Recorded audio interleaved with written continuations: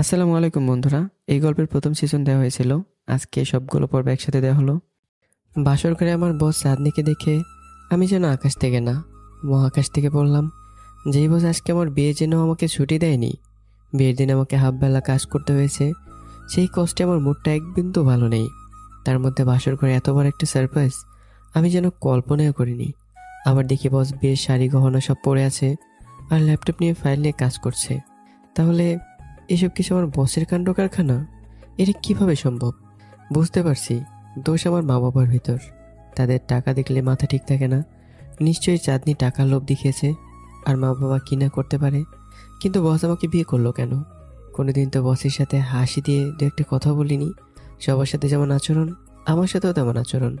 কি দেখে বস আমাকে বিয়ে করলো কিছুই বুঝতে পারছি না। যতটুকু মনে হয়, অবশ্যই সবার কাছ থেকে শুনেছি, বস খুবই স্বার্থপর মানুষ।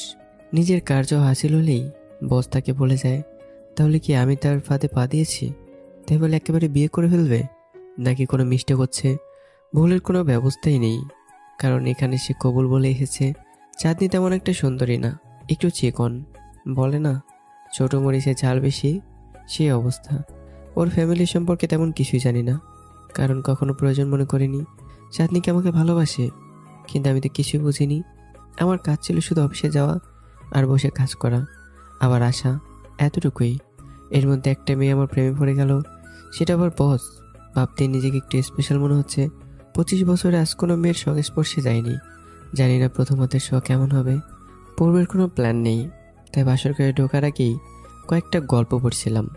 ধুর, কী সব গল্প, সব শুধু সিনিয়র মেয়েদের নিয়ে। কিন্তু বাসর ঘরে এসে দেখি মেয়েটা আমার থেকে ছোট। যাই হোক, আমি আস্তে আস্তে খাটে গিয়ে বসলাম।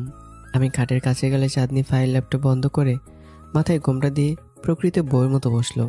আমি মাথা থেকে ঘোমটাটা নামালাম এবং সে আমার পা ধরে সালাম করলো। আমি আমার মানি ব্যাগটা তার হাতে দিলাম। ও আবারও খাটে গিয়ে বসলো। আমি শুকনো গলায় থেকে বললাম, বস, আপনি এখানে? নিশ্চয়ই কোথাও ভুল হচ্ছে। আপনার নামটা জানো কি? কি বড় কপাল আমার! কি এমন মেয়ে কপালে জুটলো, আমার নামটাও জানে না। তাফিম ম্যাডাম। আচ্ছা ঠিক আছে, আমি আপনাকে সব বুঝিয়ে বলি। বলেন। আসলে আমাদের কোম্পানিটা অনেক ডাউন আছে, কিন্তু আপনি কোম্পানিতে জয়েন হবার পর অনেক কিছুই পরিবর্তন হয়েছে। আমাদের কোম্পানিটা অনেক পরিবর্তন হয়েছে। আসলে আমি আপনাকে ধন্যবাদ দিতে এখানে চলে এসেছি। ফালতু কথাটা জায়গা পান না। আপনি অফিসে আমার বস, আর এখানে আমার বউ। আমি যেভাবে বলবো সেভাবেই হবে। আমি শুনেছি আপনি অনেক স্বার্থপর মেয়ে। এখন বলেন, কোন স্বার্থে আমাকে বিয়ে করেছেন? জানি আপনার স্বার্থ হাসিল হলে আমাকে ছুড়ে ফেলে দেবেন। আপনি এমন করছেন কেন? আপনাকে আমার ভালো লাগে, কিন্তু লজ্জায় কিছু বলতে পারিনি। দেখেন, হাজারে ফালতু কথা বলবেন না। মাথা এমনিতে গরম হয়ে আছে, কারণ আজকে বিয়ের দিনই আমাকে দিয়ে কাজ করিয়েছেন। জীবনেও শুনলাম না বিয়ের দিন কেউ কাজ করে, আবার এখানে আমার বউ হয়ে বসে আছেন। ভাবছিলাম সারপ্রাইজ দিব আপনাকে। যতটুকু আশা করেছিলাম তার চেয়ে বেশি সারপ্রাইজ পেয়েছি। বিশ্বাস করেন, আপনাকে আমি দেখতেই পারি না। সারাদিন কাজ নিয়ে পড়ে থাকি। অফিসের সবাই আপনাকে নিয়ে কানাঘষা করে। দেখি চাঁদনি মাথা নিচু করে চুপচাপ হয়ে বসে আছে।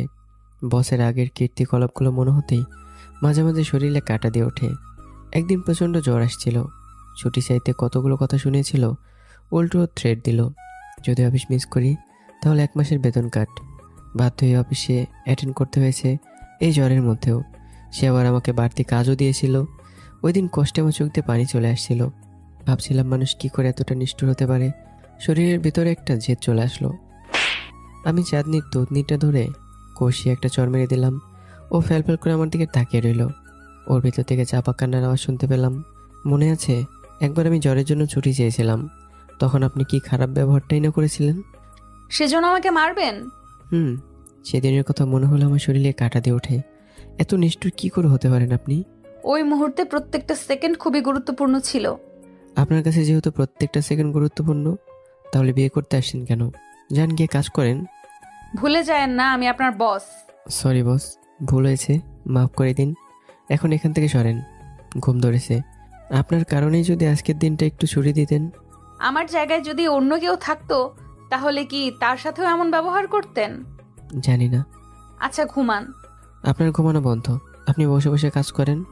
বাসর রাতে বসে উনি কাজ করেন। এমন আজব মেয়ের কথা আমি জীবনেও শুনিনি। আমিও আপনার সাথে ঘুমাবো। পাগল নাকি? বাসর রাতটা আপনার পাশে ঘুমাতে দিন।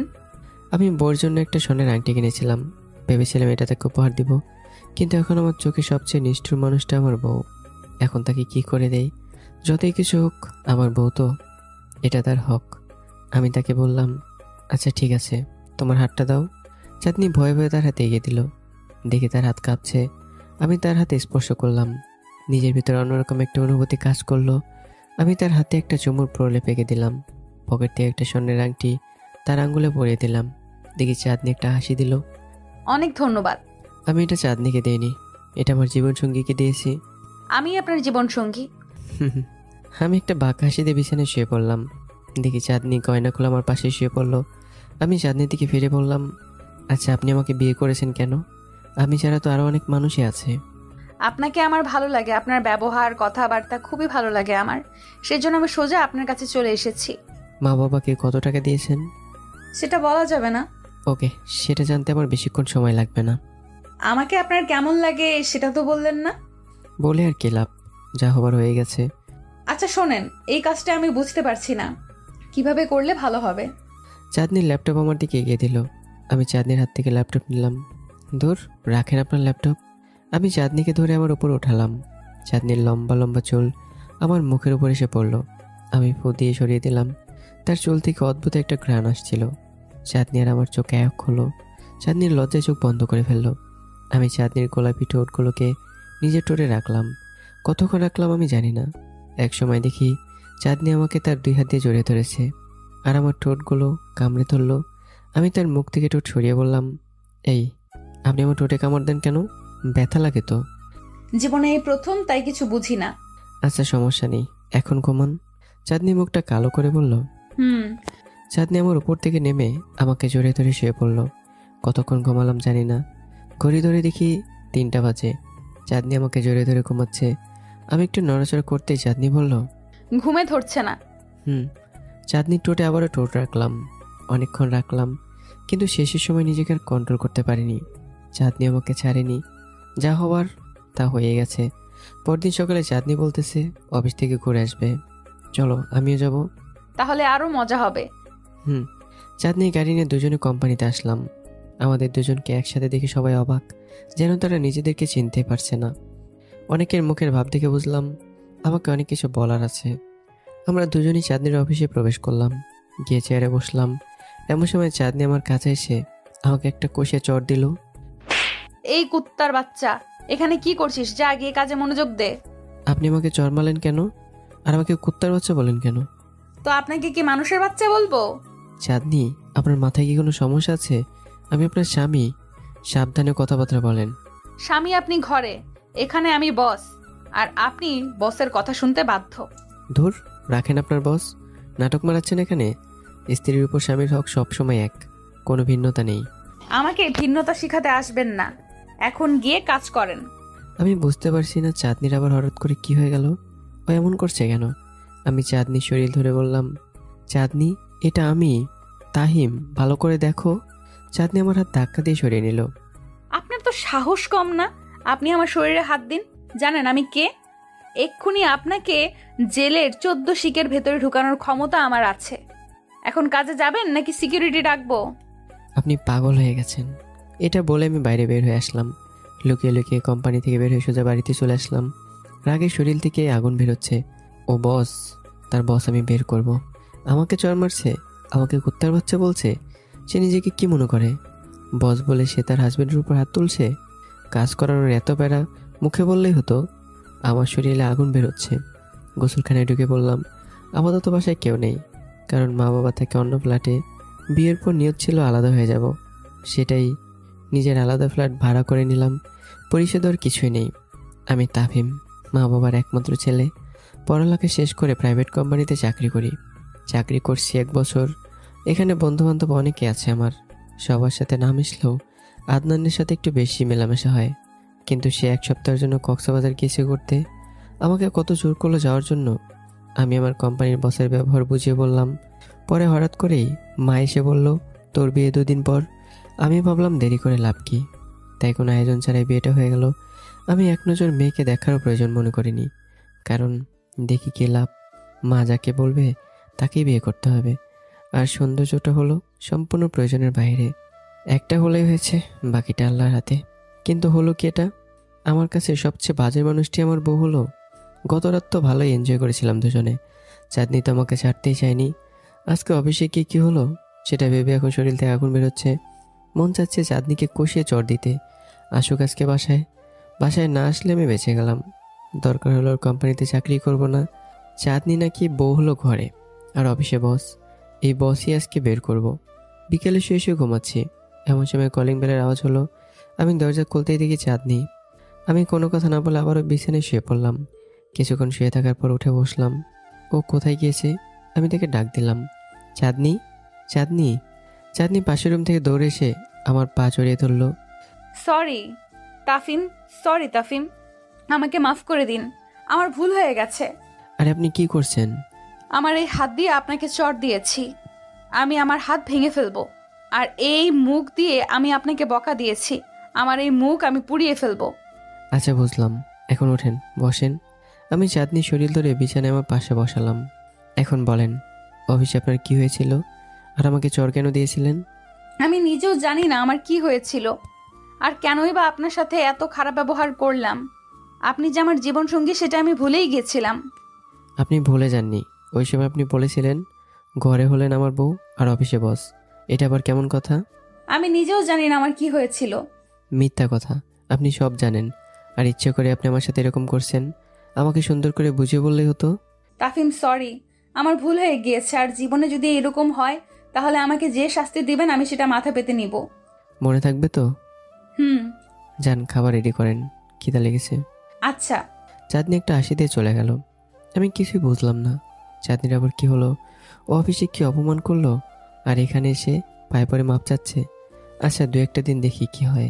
আবার যদি এরকম করে অফিসে গিয়ে, তাহলে চাঁদনি আমার বউ সেটা আমিও বলে যাব। কিছুক্ষণ পর চাঁদনি আমাকে খাবার জন্য ডাক দিল। সব কিছু গরম গরম। আমি খাবার টেবিলে গিয়ে বসলাম। চাঁদনি আমার সাথে বসলো। দুজনে একসাথে খাওয়া দাওয়া করলাম। রান্না সত্যি অনেক ভালো হয়েছে। এটাই প্রথম চাঁদনির হাতের রান্না। রান্না খুব ভালো হয়েছে। কার কাছ থেকে শিখেছো রান্না? সত্যি? ইয়েস, আমি সাকসেস। ইয়েস, আমি সাকসেস ইউটিউব থেকে। অনলাইনে এত ভালো রান্না শেখায়? হুম। যাও ফ্রেশ হও, আমি শুয়ে পড়বো। ওকে। আমি বিছানায় শুয়ে ঘুমানোর চেষ্টা করলাম। ঘুমটা চোখে আসলো। এমন সময় খেয়াল করলাম চাঁদনি বাথরুম থেকে ডাকছে। কাপড়গুলো দিয়ে যান না। কোথায় কাপড়? আচ্ছা। ব্যালকনি থেকে চাঁদনির কাপড়গুলো হাতে নিলাম। নাকের কাছে নিয়ে তার কাপড়ের ঘ্রাণ নিলাম। সত্যি অপূর্ব এক ঘ্রাণ। নিজের শরীরের মধ্যে শিরশিরে এক অনুভূতি হলো। আমি নিজেকে কন্ট্রোল করে বাথরুমে কাপড় দিয়ে রুমে আসলাম। কিছুক্ষণ পর চাঁদনি বাথরুম থেকে বের হলো। এসে চুল আঁচড়ালো। আমি উপরে শুয়ে আছি, আর চোখে চাঁদনিকে তাকিয়ে দেখছি। আর চোখে দেখার কি আছে, দেখলে ভালো করেই দেখেন। ধুর, এইসব কি বলেন? কেন, গত রাতে কি করেছিলেন ভুলে গিয়েছেন? সবই আপনার দোষ। আপনি তো আমাকে ছাড়ছেন না। এখন আমার দোষ? এক মুহূর্তে আমাকে টাইম দেওয়ার সুযোগ দেয়নি, এখন বল আমি সব করেছি। আজ এরা কথা বাদ দিয়ে এখন পেছন থেকে আমার ব্রাটা লাগিয়ে দেন। আমি পারবো না। না, পারতে হবে। আপনি চেষ্টা করেন, পারবেন। আর এতদিন কি করে লাগিয়েছেন? এতদিন লাগিয়েছি ঠিকই, কিন্তু আজকেরটা পারছি না। তাড়াতাড়ি করেন। চাঁদনি একেবারে আমার সামনে চলে এসছে। হাত বাড়ালেই তার নরম সুন্দর উন্মুক্ত পিঠ। তারপর আমি হুক দুটো লাগিয়ে দিলাম। পরেক্ষণে কাছে টেনে এনে কিস করতে লাগলাম। তখন চাঁদনি বলল, এখন না প্লিজ, মাত্র গোসল করলাম, রাতের খাবার তৈরি করতে হবে। এখনই কি আপনি করে বলবা? না, তাহলে আমাকেও তুমি করে বলতে হবে। আচ্ছা। চাঁদনিকে ছেড়ে দিলাম। চাঁদনি আমার ঠোঁটে চুমু খেয়ে রান্নাঘরের দিকে চলে গেল। আমি ভাবলাম বাইরে থেকে ঘুরে আসি, কিন্তু করবো কোথায়? চা খেয়ে আসি। বের হওয়ার সময় চাঁদনি বলল, কোথায় যাও? বাইরে। তাড়াতাড়ি আইসেন, আমার ভয় করে। আচ্ছা। আমি নিচে নামলাম। আমাদের ফ্ল্যাট 3 তলায়। আমি নিচে নেমে মোড়ের চায়ের দোকানে গেলাম। গিয়ে চা খেয়ে মাগরিবের নামাজ পড়ে আসার সময় চাঁদনির জন্য ফুচকা নিয়ে আসলাম। ফুচকার দোকানে অনেক ভিড়, যার কারণে একটু দেরি হয়ে গেল। এসে কলিং বেল টিপ দেওয়ার সাথে সাথে দরজা খুলে দিল। মনে হচ্ছে দরজার পাশে দাঁড়িয়েছিল। দরজা খুলে কাঁদতে লাগলো। চোখ মুখের অবস্থা দেখে বুঝলাম ভয় পেয়েছে। আমাকে পেয়ে আরো জোরে কাঁদতে লাগলো এবং আমাকে জড়িয়ে ধরলো। কেঁদো না, এখন তো আমি আছি। সন্ধ্যার পর আর এক মুহূর্তও বাইরে থাকতে পারবা না। আচ্ছা দেখো, তোমার জন্য কি নিয়ে এসেছি। কি এটা? ফুচকা। এটা আবার কি? তুমি ফুচকা চেনো না? না, জীবনেও না। এসব কি ফুটপাতে বিক্রি করে? হুম। আসলে কি জানো, এসব খাবার আমি জীবনে ছুঁয়ে দেখার টাইম পাইনি এত ব্যস্ততার মাঝে। তুমি জীবনে ফুচকা খাওনি, তাই আমি মনে করি তুমি প্রকৃত বাঙালি নারী হতেই পারোনি। সে তুমি যাই বলো, এখন আমাকে খাইয়ে দাও। আমি চাঁদনির মুখে একটা দিলাম। চাঁদনি খেয়ে বলল, ভালোই টেস্ট, আরো একটা দাও। চাঁদনি একটা একটা করে সবগুলো খেয়ে ফেললো। এত তাড়াতাড়ি শেষ? আরো একটু ঝাল হলে ভালো হতো। আমি তো ভেবেছিলাম তুমি ঝাল কম খাও। এখন থেকে প্রতিদিন এটা আমি চাই। ওকে, কোনো সমস্যা নেই। আমি মোবাইল টিপছি, দেখি চাঁদনি ল্যাপটপে কি যেন কাজ করছে। ও আমার সাথে এক কাঁথার ভিতরে আসলো, এসে আমার কাঁধে মাথা রেখে ল্যাপটপে কাজ করতে লাগলো। আমি ভালো করে বুঝতে পারছি ও কী করছে, কিন্তু তার কাজটা সুবিধার মনে হচ্ছে না। আমি তার হাত থেকে ল্যাপটপ নিয়ে তার কাজ আমি করতে লাগলাম, আর চাঁদনি দেখতে লাগলো। 10 মিনিটে কাজ শেষ করে ল্যাপটপ রেখে চাঁদনিকে জড়িয়ে ধরলাম এবং তার নরম ঠোঁটগুলোতে চুমু দিতে লাগলাম। 1 ঘন্টা পর দুজনে বিছানা থেকে উঠে গিয়ে খাওয়া দাওয়া করলাম। পরে রাতে দুজনে ভালোই এনজয় করলাম। সেসব ব্যাখ্যা করার চেয়ে না করাই ভালো। সকালে দুজনে গোসল করে খাওয়া দাওয়া করে একসাথে অফিসে গেলাম। আমি আমার টেবিলে বসে কাজ করতে লাগলাম। কিছুক্ষণ পর দেখি ফোন দিল চাঁদনি। মিস্টার তাফিম, দেখে যান তো। দ্বিতীয় কথা বলার সুযোগ না দিয়েই ফোনটা কেটে দিল। চাঁদনি মনে হয় আমাকে আবার আপনি করে বলছে, আমাকে আবার মিস্টার করে বলে। আমি ওর হাজবেন্ড, আর আমাকে মিস্টার বলে। মাথাটা গেল নাকি? এসব ভাবতে ভাবতে আমি চাঁদনির কেবিনে প্রবেশ করলাম। চাঁদনির মুখের দিকে তাকিয়ে বুঝলাম কারোর উপর প্রচণ্ড রেগে আছে। সেটা কি আমি? চাঁদনি বলল, তাফিম, আপনার গত এক সপ্তাহের কাজ দেখলাম, দেখে যেটা বুঝলাম সেটা হলো গত 1 বছরের মধ্যে সবচেয়ে বাজে কাজ করেছেন এই এক সপ্তাহে। অফিসে কি আপনাদের শুধু শুধু রাখি? ঠিকমতো কাজ করেন, না হলে চলে যান। What the? কি বললা তুমি? আপনি কি আমাকে বকা দিয়েছেন? আপনার সাহস তো কম না। কাজ করেন না ঠিকমতো, আবার বড় বড় কথা। আমার মুখের কথা বলার ভাষা হারিয়ে ফেললাম। চাঁদনি কি বলল কিছুই বুঝতে পারছি না। যে চাঁদনি গত রাতে আমার পা ধরে ক্ষমা চেয়েছে, সে কিনা এখন নিজে তার পাওয়ার দেখাচ্ছে। এটা কি আমার বউ নাকি অন্য কিছু? আমি শিওর চাঁদনির মাথায় সমস্যা আছে। অতি শীঘ্রই থেকে ডাক্তার দেখাতে হবে। সরি বস, ভুল হয়ে গেছে। সামনে থেকে ঠিকমতো কাজ করব। এটাই আপনার লাস্ট চান্স। জি। আমি বোকা ছেলের মতো আমার ডেস্কে এসে বসে কাজ করতে লাগলাম। কাজ করতে করতে ভাবতে লাগলাম, চাঁদনির নিশ্চয়ই কোনো সমস্যা আছে, না হলে কোনো সুস্থ মানুষ এরকম করতে পারে না। বাড়িতে গেলে বউ, আর অফিসে এলে আমার বস। আচ্ছা মানলাম তুই অফিসের বস, কিন্তু এটা আবার কেমন ব্যবহার? তোরে তো বুঝে শুনে কথা বলা দরকার। সে যে বিয়ে করেছে, অফিস আসলে সে কি এটাও ভুলে যায়? বোধহয় ভুলেই গেছে, কারণ বিয়ের কারণেই তো 2 একদিন ঠিকমতো কাজই করেনি। এখন অতি শীঘ্রই তাকে একটা ডাক্তার দেখাতে হবে। কিছুক্ষণ কাজ করার পর দেখি মিলন ভাই আসলো। অফিসে ওর সাথে আমার একটা বন্ধুত্ব ভাব আছে। মাঝে মাঝে সে আমার কাজ করে দেয়, আমিও তার কাজ করে দিই। অফিসে তেমন একটা কথা বলার টাইম পেতাম না চাঁদনির প্রেসারে। মিলন ভাই এসে বলল, ভাই কি খবর? শুনলাম বিয়ে করছেন, তাও আবার আমাদের অফিসের বসকে। ভাই ঠিকই শুনেছেন। ভাই এমন দাজ্জাল মেয়েকে আপনি বিয়ে করছেন? আমি বিশ্বাস করতে পারতেছি না। সরি ভাই, দাজ্জাল বলে ফেলেছি। আমি ভুলে গিয়েছিলাম সে এখন আপনার ওয়াইফ।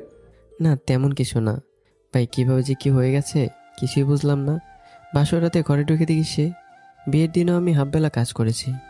ভাই অফিসের সবাই আপনার ভবিষ্যৎ নিয়েও আফসোস করছে, যদিও কেউ সাহসে কিছু বলছে না। ভাই একটু সাবধানে থাকবেন। আমরা সবাই জানি বসের ব্যবহার চরিত্র। ভাই কি করব কিছুই বুঝতেছি না। ফাহিমের কথা ভুলে গিয়েছেন? ফাহিমের সাথে বস কী করলো সেটা মনে হলেই মনে চায় বস থেকে 10 হাত দূরে থাকি। ভাই আমি যে কোনো পরিস্থিতির জন্য প্রস্তুত আছি। আচ্ছা যাই, পরে কথা হবে। ওকে। মিলন ভাই চলে গেল। ফাহিমের সাথে কিছুদিন আগেও চাঁদনির খুব ভাব ছিল। তার একসাথে যে কোনো জায়গায় যেত, একসাথে লাঞ্চ ডিনার করতো, বিভিন্ন জায়গায় ঘুরতে যেত। সবাই তো ভাবছিল হয়তো তাদের দুজনের মধ্যে রিলেশন আছে, কিন্তু সবার ধারণা ভুল। একটা সামান্য কাজের জন্য ফাহিমকে চাকরি থেকে বের করে দেওয়া হয়। পরে জানতে পারি একটা নতুন প্রজেক্টে ফাহিমের খুব ভূমিকা ছিল। যখন চাঁদনি সেটা পেয়ে যায়, ফাহিমকে বের করে দেয়। তার মানে চাঁদনি কি আমার কেরিয়ার শেষ করতে আসছে? জানি না, কিন্তু একটা কথা আছে না, অতীত হলো অতীত। অতীত নিয়ে মাথা কামানো দরকার নেই। অফিসের টাইম শেষ হলে ভাবলাম একবারে চাঁদনিকে নিয়ে বাড়ি যাই। ভাবলাম চাঁদনির ডেস্কে যাব নাকি বাসায় চলে যাব। অফিসে গেলে যদি অপমান করে, নাকি যাব না। এটা ভাবতে ভাবতে দেখি চাঁদনি আমাকে পাশ কাটিয়ে চলে যাচ্ছে। আমি যেখানে দাঁড়িয়ে আছি সেটা যেন দেখলই না। কি হতভাগা মানুষ আমি। দেখি চাঁদনি তার গাড়িতে উঠে চলে গেল। একটিবারের জন্য আমার দিকে তাকালো না। আমি হতাশ হয়ে কোম্পানি থেকে বের হয়ে একটা রিক্সা নিলাম। ভাবলাম একজন ডক্টরের সাথে দেখা করতে হবে। একটা হাসপাতালের সামনে নেমে গেলাম। আর একজন নিউরোলজিস্টের সাথে দেখা করার জন্য টিকিট নিলাম। তেমন মানুষ না থাকায় খুব তাড়াতাড়ি ডক্টরের সাথে দেখা করার সুযোগ পেলাম। ডক্টরকে সালাম দিলাম।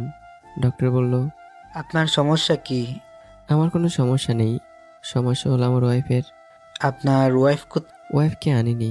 তাই? আচ্ছা, সমস্যা বলেন। আমার বউ একটা কোম্পানির মালিক। আমি তার কোম্পানিতে চাকরি করতাম। কোনো এক কারণে আমাদের বিয়েটা হয়ে যায়। কিন্তু সমস্যা হলো, সে অফিসে আমার সাথে এক আচরণ করে আর বাসায় আরেক আচরণ করে। কিরকম? সে বাড়িতে 8-10টা গৃহিণীর মতোই থাকে, মানে একজন আদর্শবান বউ। আর অফিসে গেলে তার কথাবার্তা সব কিছুই চেঞ্জ হয়ে যায়, যেন আমাকে সে চেনেই না। আর খুব বাজে ব্যবহার করে, আমি যেন তার টাকা দেওয়া পালিত কুকুর। এটা বোধহয় তার কোম্পানির কোনো নিয়ম। সে 8-10টা মেম্বারের সাথে যেমন, আপনার সাথেও তেমন। আপনি তার হাজব্যান্ড বলে সে আপনাকে এক্সট্রা কোনো হেল্প করবে না, সেটাই। আচ্ছা, মানলাম আপনার কথা, কিন্তু সে সেটা আমাকে বুঝিয়ে বলবে সেটাও তো না। রাতে যখন তাকে এই বিষয়ে জিজ্ঞাসা করি, ও আমার কাছে ক্ষমা চায় পায়ে ধরে। এখন আমি ভাবতেছি তার মাথায় কোনো সমস্যা আছে কিনা, এরকম কিছু। আপনি সে কি তার মাথা কেন আঘাত পেয়েছেন? আমার তা মনে হয় না। না, আপনাকে শিওর হতে হবে। তারপর তার কি কোনো গভীর ক্ষত আছে যেটা মনে হলে সে সবসময় ভয় পায়? না, তেমন কিছু না। আচ্ছা, আমি তার মাথা স্ক্যান করব, সেখানে দেখব তার মাথায় কোনো সমস্যা আছে কি না। যদি না থাকে তাহলে ভাববেন সেটা ইচ্ছে করেই আপনার সাথে করেছে। আর যদি মাথায় কোনো সমস্যা থাকে তাহলে আমি আছি। আচ্ছা। আচ্ছা, আগামী যেদিন আসবেন সাথে আপনার ওয়াইফকে নিয়ে আসবেন। জি অবশ্যই। আমি ডক্টরের রুম থেকে বেরিয়ে আসলাম।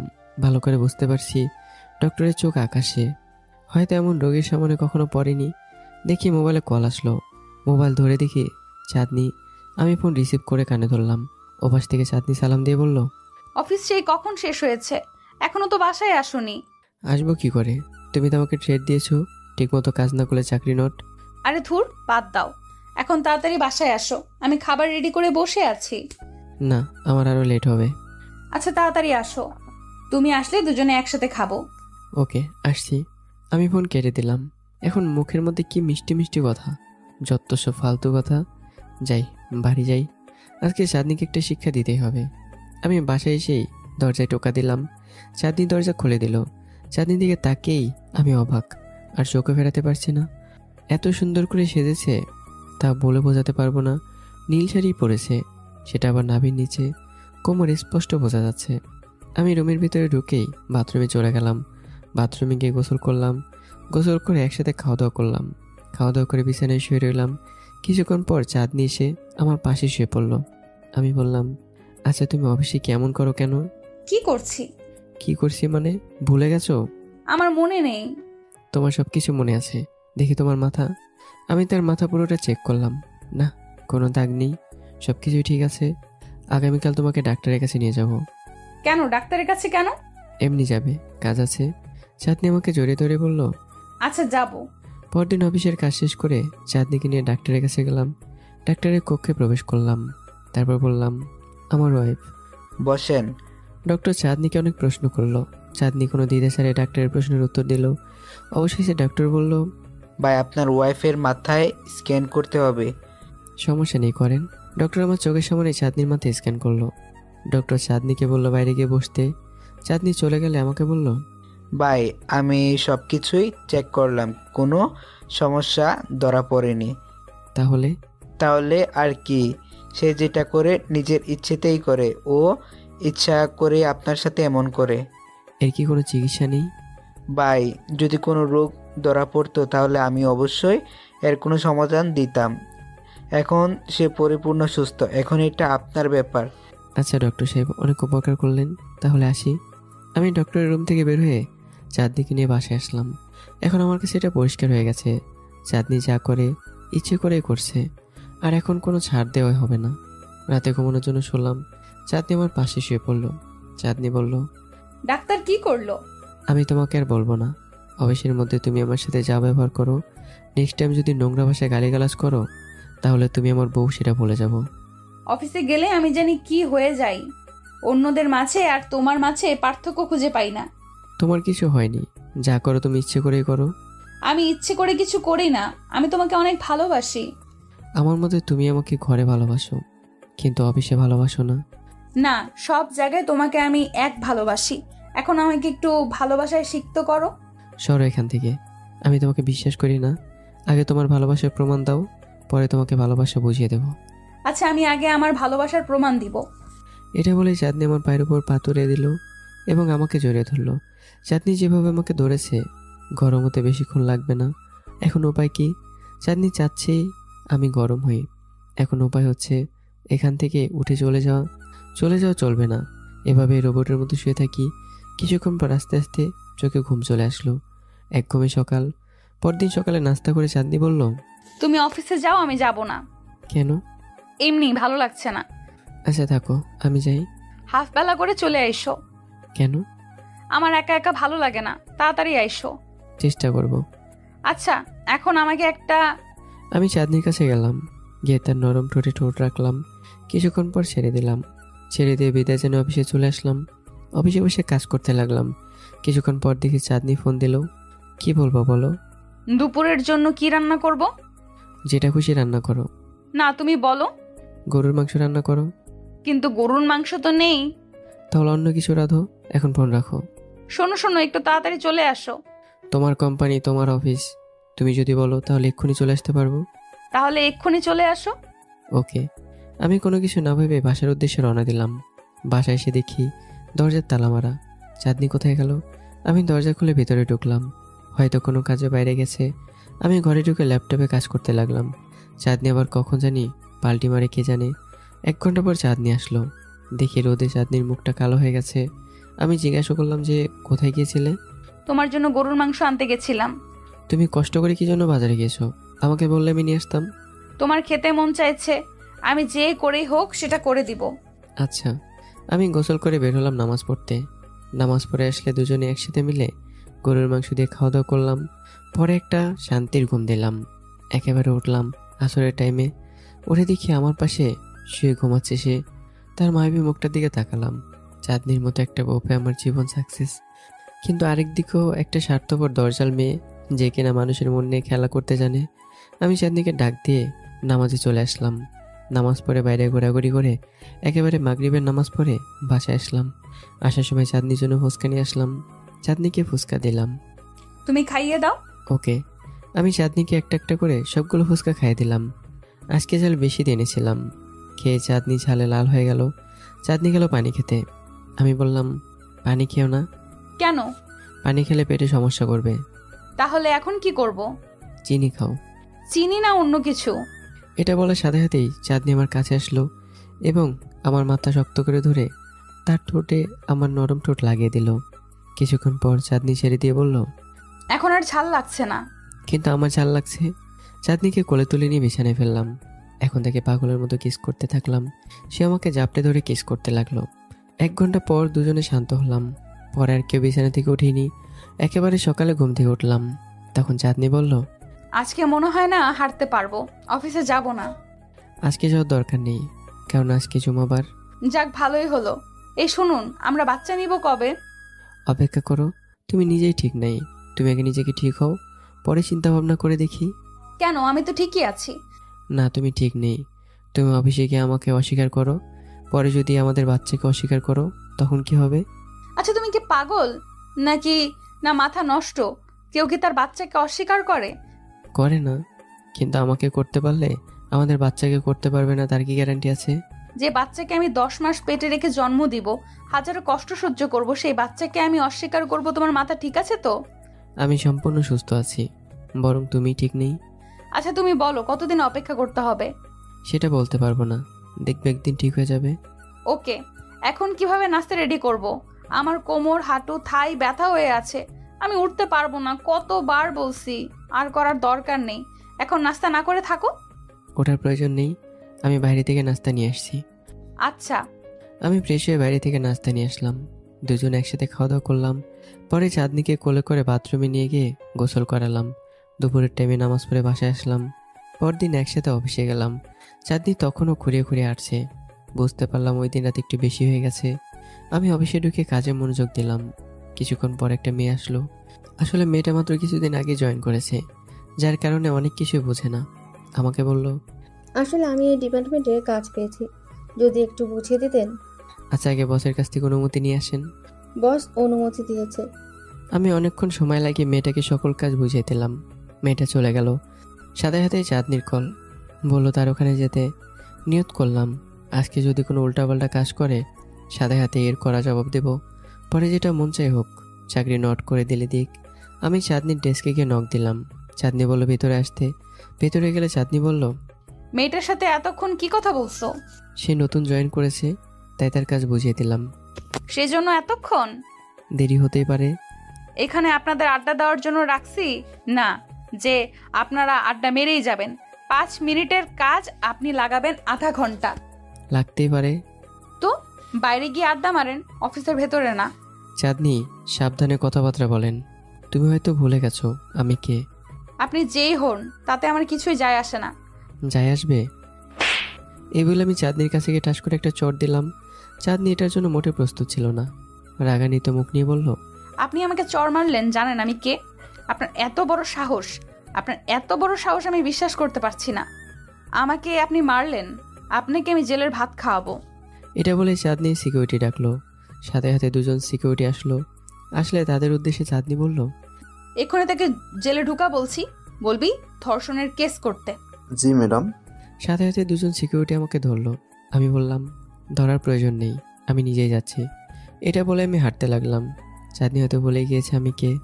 চাঁদনির সাথে আজ থেকে সকল সম্পর্ক শেষ। যদি সত্যি সত্যি ধর্ষণের কেস দেয় তাহলে আমার জীবন ছারখার হয়ে যাবে, সেটা আমি ভালো করে বুঝতে পারছি। দূর, আমি কখনো চাঁদনির কাছে মাথা নতই করব না। গাড়িতে করে থানায় এসে জেলের ভিতর ঢুকিয়ে দিল। আমি চুপচাপ এক কোণে বসে রইলাম। আমার মাথাতে আগুন বেরোচ্ছে। আমি জানো অফিসের টাইম শেষ হলে চাঁদনি পাগলের মতো ছুটে আসবে আমাকে নিতে। আর যদি না আসে তাহলে আমারই কিছু একটা করতে হবে। আমি যে জেলের ভিতরে বন্দি ছিলাম সেটার ভিতর আরেকজন লোকও আছে। তাকে ভালো করে দেখলাম। দেখে মনে হচ্ছে শিক্ষিত কেউ। ভাবলাম শিক্ষিত মানুষ আবার জেলে কি করে। দূর, সেসব ভেবে লাভ নেই। কিছুক্ষণ পর ওই লোকটাই বলল, কি কেস? বসরে চর মারছি। এটা শোনার পর লোকটা নড়ে চড়ে বড় বড় চোখ করে আমার দিকে তাকালো। অবাক হয়ে বলল, আপনার বসকে আপনি নিজেই চড় দিয়েছেন। সাবাস ভাই সাবাস, আপনার মতো সাহসী লোক দেশে কমই আছে। ভাই, বস আমার বউ।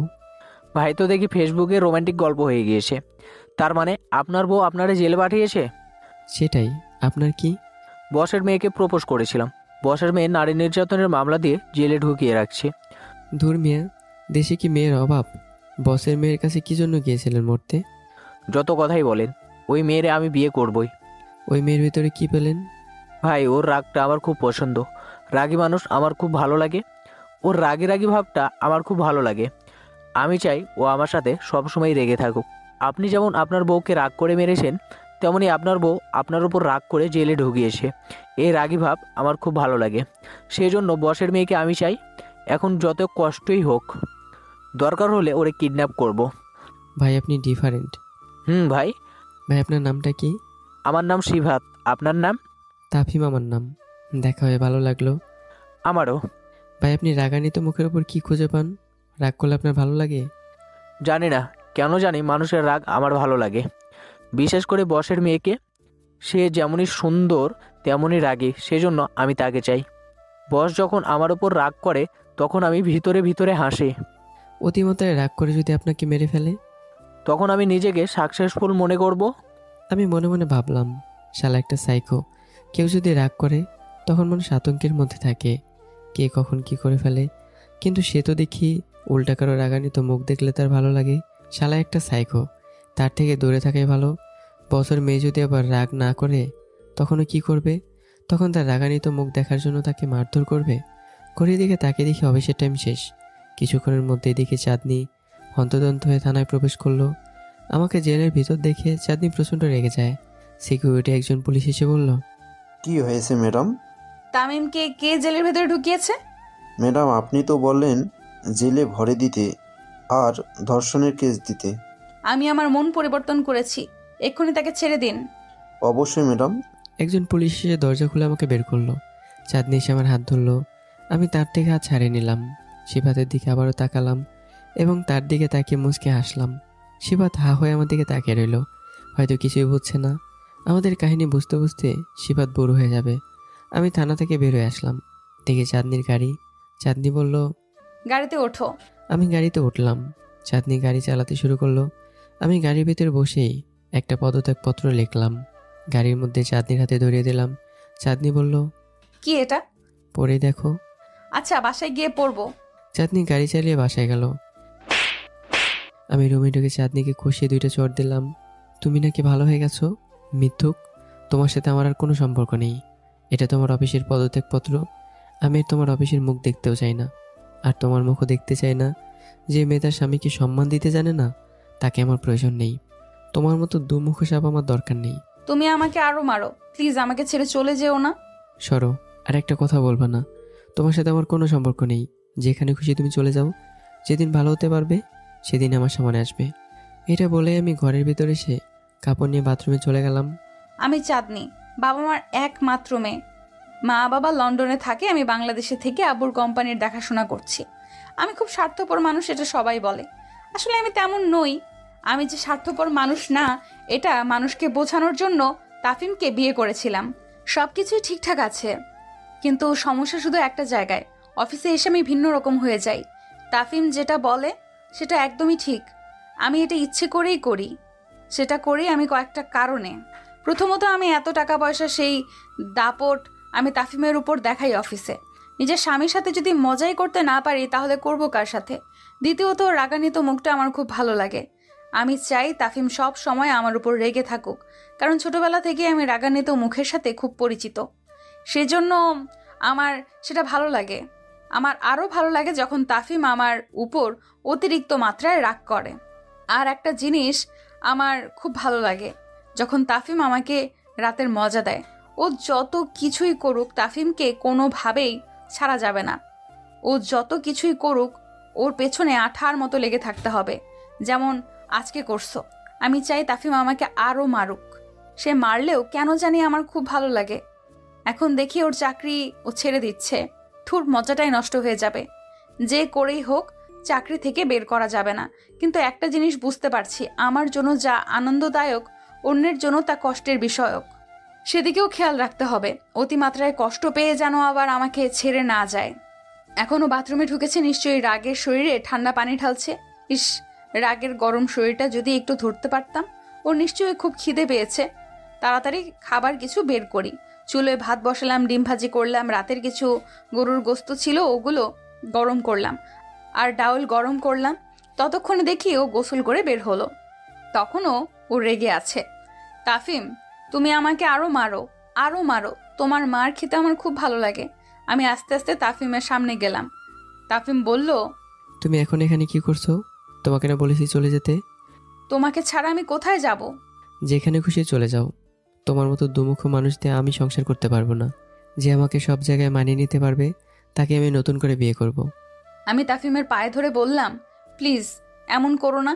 হয় তুমি আমার সাথে সবসময় খারাপ ব্যবহার করবে, না হয় ভালো ব্যবহার করবে। 2 জায়গায় 2 ব্যবহার, এটা আমি মেনে নিতে পারবো না। আমাকে লাস্ট একটা সুযোগ দাও। দিলাম, কিন্তু আমি আর তোমার কোম্পানির মুখ দেখছি না।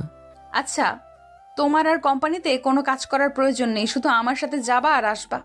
তোমার কোম্পানির মুখ দেখতেছি না। ওকে, এখন খেয়ে যাও। আসতেছি। আমি এসে ভাত বাড়লাম। তাফিম কোনো কথা না বলে খেয়ে চলে গেল, গিয়ে বিছানায় শুয়ে পড়ল। আমি গোসল করতে বাথরুমে ঢুকলাম। গোসল করে বের হলাম, নতুন কাপড় পরে শরীরে পারফিউম লাগিয়ে তাফিমের পাশে শুয়ে পড়লাম। এখন ওর রাগান্বিত শরীরের উপর হাত রাখলাম, দেখি তখনও গরম হয়ে আছে। আমি তাফিমকে আষ্টে পৃষ্ঠে জড়িয়ে ধরলাম। ও শরীরের তাপে আমার শরীর গরম হয়ে গেল। কিছুক্ষণের মধ্যেই আমার ঘুম চলে আসলো, আমি ঘুমিয়ে গেলাম। কখন ঘুম ভাঙলো জানি না। দেখি মোবাইলে কল বাজছে, দেখি অফিস থেকে কল আসছে, নিশ্চয়ই খুব জরুরি কল। কিন্তু আমি কল ধরবো না, কারণ এটা আমার নিয়ম। যতই জরুরি বিষয় হোক, টাইম ছাড়া আমি কল ধরবো না। অতিমাত্রায় জরুরি হলে শুধুমাত্র একজনের কল ধরি, কিন্তু সে ফোন করেনি, তার মানে এটা ওরাই হ্যান্ডেল করতে পারবে। অফিসের টাইম ছাড়া আমি আমার জীবন সঙ্গীর সাথে একান্ত সময় কাটাতে চাই, যেভাবে 8-10টা গৃহিণীরা সময় কাটায় চিন্তামুক্ত হয়ে। ছোটবেলায় এইসব ফ্যামিলিদের দেখে আমার খুব হিংসা হতো। তখন ভাবতাম আমিও আমার স্বামীর সাথে কোনো টেনশন ছাড়া একান্ত সময় কাটাবো। না, আর তাহলে আফিমের সাথে মজা করা যাবে না।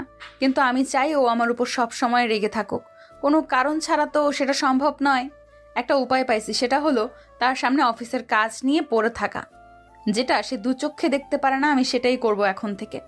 আমি উঠে ফ্রেশ হয়ে ওর জন্য অপেক্ষা করতে লাগলাম, কিন্তু না, ওর আসতে দেরি হচ্ছে। কারণ কি? ফোন দিলাম, ফোন ধরছে না। আমি অপেক্ষা করতে লাগলাম। এদিকে আরো অনেক আগেই সন্ধ্যা হয়ে গেছে, যার কারণে প্রচন্ড ভয় করছে। পরে আরো 1 ঘন্টা পরে ও আসছে। এসে আমাকে কিছুই জিজ্ঞেস না করে বিছানায় শুয়ে মোবাইল টিপতে লাগলো, যেন আমাকে চেনেই না। ভাবলাম ওর সামনেই হট পোশাক পরে ওকে রাগিয়ে দেই, কিন্তু আজকে ওর মুড ভালো না। আমি যত কিছুই করি সে যেমন আছে তেমনই থাকবে। আজকের জন্য আর কিচ্ছু করব না। এখন রাতে ওকে জড়িয়ে ধরে ঘুমালেই আমি শান্তি। আমি বললাম, খাওয়া দাওয়া করবো না? না। কি হয়েছে? এমনি খাবো না, তুমি খেয়ে ওঠো। তুমি না খেলে আমিও খাবো না। তোমার ইচ্ছে। এটা বলে তাফিম আবার মোবাইল টিপায় মনোযোগ দিল। আমাকে থোড়াই কেয়ার করলো না। তার এই গোমরা মুখ আমার একটুও ভালো লাগছে না। আমি বললাম, চলো না কোথাও থেকে ঘুরে আসি। কোথায়? যে কোনো জায়গায়। এখন আপাতত কোনো জায়গায় যাব না, টাইম হলে আমি তোমাকে বলবো। এখন চুপ করো, ভালো লাগছে না। কি হয়েছে? মাথা ব্যথা করছে? দেখি দেখি। এটা বলে আমি তাফিমের কাছে গেলাম। গিয়ে তার কপাল ধরলাম, দেখি মাথা আগুনের মতো গরম হয়ে আছে।